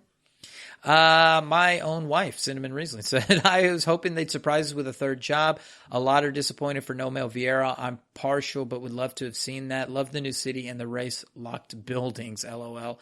But I went in with low expectations. That's because you should play more, my wife. Come on, Sida. Let's Come go. on. Come take Get for you me. through Sarah, you, please. And then Invictus says, Dancer not being announced as an outright healer felt awkward, given that need to couple a healer with the announcement of a Gunbreaker as tank. That being said, it makes me wonder if remotely the dev team for 14 is considering the possibility of hybrid classes like WoW did. Samurai being melee DPS, yet Stormblood trailers seem to portray them as tanks. Now we have Dancer as a ranged DPS when people thought they would be healers. Maybe Samurai became capable of being a tank and or melee, Dancer range DPS / heals. It may be reaching, but it would enable some expansion of class job capability without having to outright add other classes' jobs for future expansions. It's all guesswork, hinging mostly on the fact that WoW, which I previously played, classes like Paladin could do all three roles. I could see that, but they did talk about, they hated splitting off of classes again. But if Yoshida ever acquiesced to doing some kind of skill tree / limit point system, which he said before he didn't want to do that, like in 3.0. But if they ever decided they wanted to do that, you could unlock abilities using points per se. Like maybe you got 10 points and you go up a different skill tree, and your different skill tree gives you different abilities. You could maybe see some more hybrid things. But if you already have balancing with the pure roles, how the fuck are you going to balance that other shit? That's a balancing nightmare. If they can't even figure out how to give a support healer, that is not on the horizon. We have one more email. Do you want to read this one, Yelta? Woo! All right. I'll read it. All right. All right, Travis Pfeiffer sends this.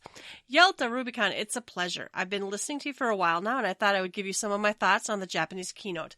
I was logged into the game at the time, and my static had just finished our raid for the night, so we all watched it together. Considering I submitted a male Vieira idea to your contest, I was pretty disappointed to not see it come to fruition. The Rothgar are nice, sure, but who was asking for that? The team clearly had to use time and resources to come up with such a vastly different looking race. Why not just put that time to male bunnies, which so many people were clamoring for? This decision just seems poorly thought out. We didn't get a new race last expansion, so why not really stretch those legs and give us those two races and make male and female versions for both? Regarding Dancer, it looked like a neat class from what little we saw of it. The animations in this game are always wonderful, but as a white mage main, a healer main, I am very disappointed to see this class relegated to DPS. I have been a white mage main since 2.0, and I play all of the main story and high-end content on this job. But sometimes, running Expert in the Light, I run as another healer, but I don't really enjoy Scholar or Astrologian. I would have loved to see another healer I could use as an off one. It feels so imbalanced. There are so many DPS jobs and 4 tanks. Why are the healers shafted? Why not take all that wasted energy on Blue Mage, a limited job, and concept that nobody wanted, and put it towards a new healer? That way we'd actually get the multiple new jobs that Yelta and Ruby harp on. If there's one thing I'm tired of, it's excuses. Yes, I understand content takes a lot of time and effort, and that the development team is only so large, but they are making so much money off of subscriptions for this game, let alone the MOG station. I don't want to hear that male Vieira can't work because of lore reasons. It's a damn video game. I don't care if it doesn't make sense. I should be able to play. I don't want to hear any more lame excuses about why something can't be done. Nope, spaghetti code, can't do that. Nope, don't know how to make another type of healer, can't do that. Oh, lilies aren't enjoyable or useful? Oh, well, you are stuck with them for 2 years, can't possibly rework that. So frustrating. Finally, I personally am not that interested in the story of this expansion. I don't understand why everyone seems to think it's cool that the story is getting darker. Why? The story's been dark for a long time. Am I the only one with Heavensward flashbacks? We lose all of the scions just like the end of A Realm Reborn. We have to journey alone to a new place and hide ourselves just like the end of A Realm Reborn. Heavensward was very dour, and Shadowbringers so far hasn't done anything in my mind to distinguish itself from that. I guess we'll just see how the story in 4.56 wraps up. In closing, the biggest thing I'm looking forward to is the May letter going over all the battle changes. To me, this is going to be the key to whether or not I am looking forward to Shadowbringers. I am very nervous. Some of my favorite jobs might get ruined. I don't want the feeling I got upon logging into Stormblood as a white mage for the first time and seeing so many of my abilities crossed out. I feel like I lost more than I gained with that expansion. With that, you two, cheers. Keep up the good work, and I'll be submitting you a Gold Saucer Cackpot Party Board game review shortly. Smiley face. Rudrose Kalphus from Cyan. Thank you so much for this email. Wow. There's a lot there. I actually, speaking of that, I'm going to my sister's house this weekend, and I'm going to bring along my so far unopened Gold Saucer Cackpot and Cackpot Party, and hoping to get her to tear it open and figure out how to play it. I'd like her feedback on that. So I'm looking forward to your feedback. So much stuff here. You kind of hit on all the stuff we really talk about too. It's sometimes it's kind of baffling, some of the design decisions and whatever, but. Yeah, well, I mean, we talked about the excuses for the gear and the other things, and it's like, we're tired of the excuses too. As far as the story goes about getting dark or whatever, I didn't find Stormblood to be a dark story. I found that there were elements that were fighting Garlemald, but it felt more triumphant than it did like on our heels. So the story's been getting dark for a long time. Maybe that's the funny part with that. Let me put a little humor into it. Maybe the whole going to the first shard and trying to turn the world night. I don't know if we even covered that. Is that the fact that, the whole point of it is trying to bring night to each of those zones that are constantly in light. Is that... Even the storyline may sound like it's getting darker, but the whole point is that we're trying to bring darkness. If you've ever mixed paint, you might understand. We're going for blue, and we have way too much white. Yeah, so, well, now I see happy little trees in my mind. A little titanium white. And, yeah, so anyway, I'm just a personal fan of dark stories. And so to see a actual, like, the walls coming in makes me feel like... The struggle makes you feel heroic, right? Yeah. Not we're blowing horns and marching into Zion. That's triumphant, right? So it's a little different feel. But I can appreciate, maybe it's... The back and forth might be a little jarring, and it's not really seems like it's going anywhere. I think the biggest bitter pill for many people is that they keep teasing that we're going to fight Garlemald, and then they yank us back into somewhere else, and they get yanked back into somewhere else. I don't know. And we're going to have another patch where it's split between two giant zones and two stories, and then, I don't know. That's part of why I didn't like Stormblood.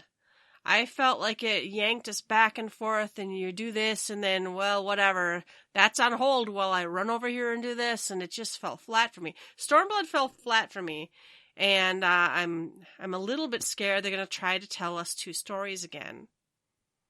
And, maybe. I guess the only thing I like what I'm seeing is all the zones we're seeing are from the first shard. So we're not seeing, like, going to the west, going to although we're not getting our Thavnair, we're not getting some of the things we wanted to see, but maybe that's okay because maybe we're going to get something that feels more unique and organic and all in one place. And who the hell knows? Maybe we'll have some open world content up there. We'll see. Oh, I'm trying to think if there's anything else on this I wanted to... There's so many things I wanted to say, but I think we already said them on this. But yeah, as a white mage main, I know I felt kind of that way too. In Stormblood, I felt like, well, all the classes, all the jobs have switched to. They redid a lot of the abilities, so there's a lot of stuff with crosses out of them. But they also pulled a lot of white mages' identity away and made them role skills. So that really kind of felt like a nerf to White Mage. You know, they took away our stuff and either got rid of it completely, like Stone Skin. Loved Stone Skin. Limited usage, but I really felt good when I got it off right before the tank pulled and or whatever. And then so many of our role skills, or our skills became because I'm White Mage. A lot of our skills became role actions. And it's like, well, then why even bring me? And that's kind of where White Mage is kind of stuck. Why even bring a White Mage when you can bring a Scholar and a Astrologian? I don't know. I feel you, man. It's going to be interesting. I do look forward to hearing your Gold Saucer Cackbot Party Board game review. And thank you so much for that email. All right, then we have last call. I have one. This came right on the heels of recording last week, I think. I was in the Crossworld link shell. I said hi. Someone came back. Lennox came back with, hey, Yelta. And Brock's like, oh, no. And they were talking about, I'm supposed to remember to tell the shout-out, Fluff from the Crossworld link shell. Apparently just, like, runs up to you and trades you stuff. They traded me catnip and cream. He runs up and just trades you drugs, man. Just drugs. It's funny. So yeah, he spends a lot of good faith and joy around. So I just said I would give Fluff a shout out for drowning us in cream. I guess I don't know. Drowning us in cream. That might be the title of the episode. That might be the title. The Crossworld link shell, this has really given me kind of like a new lease on life. There's so many, and we're using it kind of, Brock's kind of using it as a central place to put in notices for people who are looking for parties or want to do something or whatever. But the Crossworld link shell has such a small population that then a lot of us are like, okay, you put it in there, and then we'll put it in the link shell, and we'll put the requests further out into our free companies, and we'll build parties from there. I've actually run a lot of stuff with a lot of fun people, and they need to expand on that. I mean, I'm hoping we're getting it, but we do need chat channels that make a little bit more sense the way we want to use them. Mm-hmm. All right, then. It's been a long one, guys, but I think it's closing time. You don't have to go home, but you can't stay here. You can find links to all of our episodes and blog posts on our website, www.gtffxiv.com. While you're there, please leave us a comment. And if you'd like to, you can support us by clicking the donation button. We've got two now. We've got a Patreon one, and we've got a PayPal one. You can find us on Twitter at GTFFXIV. You can email us at gtfxiv@gmail.com. Please leave us a rating wherever you listen to us. Personal plugs, Ruby. Yes, you can find me on Twitter at RubiconVale, RubiconVale. And you can find me on Twitter also at Yelta Sumasu, YELTASUMASU. As always, thanks for listening, and we will catch you next time. Bye-bye. Bye-bye.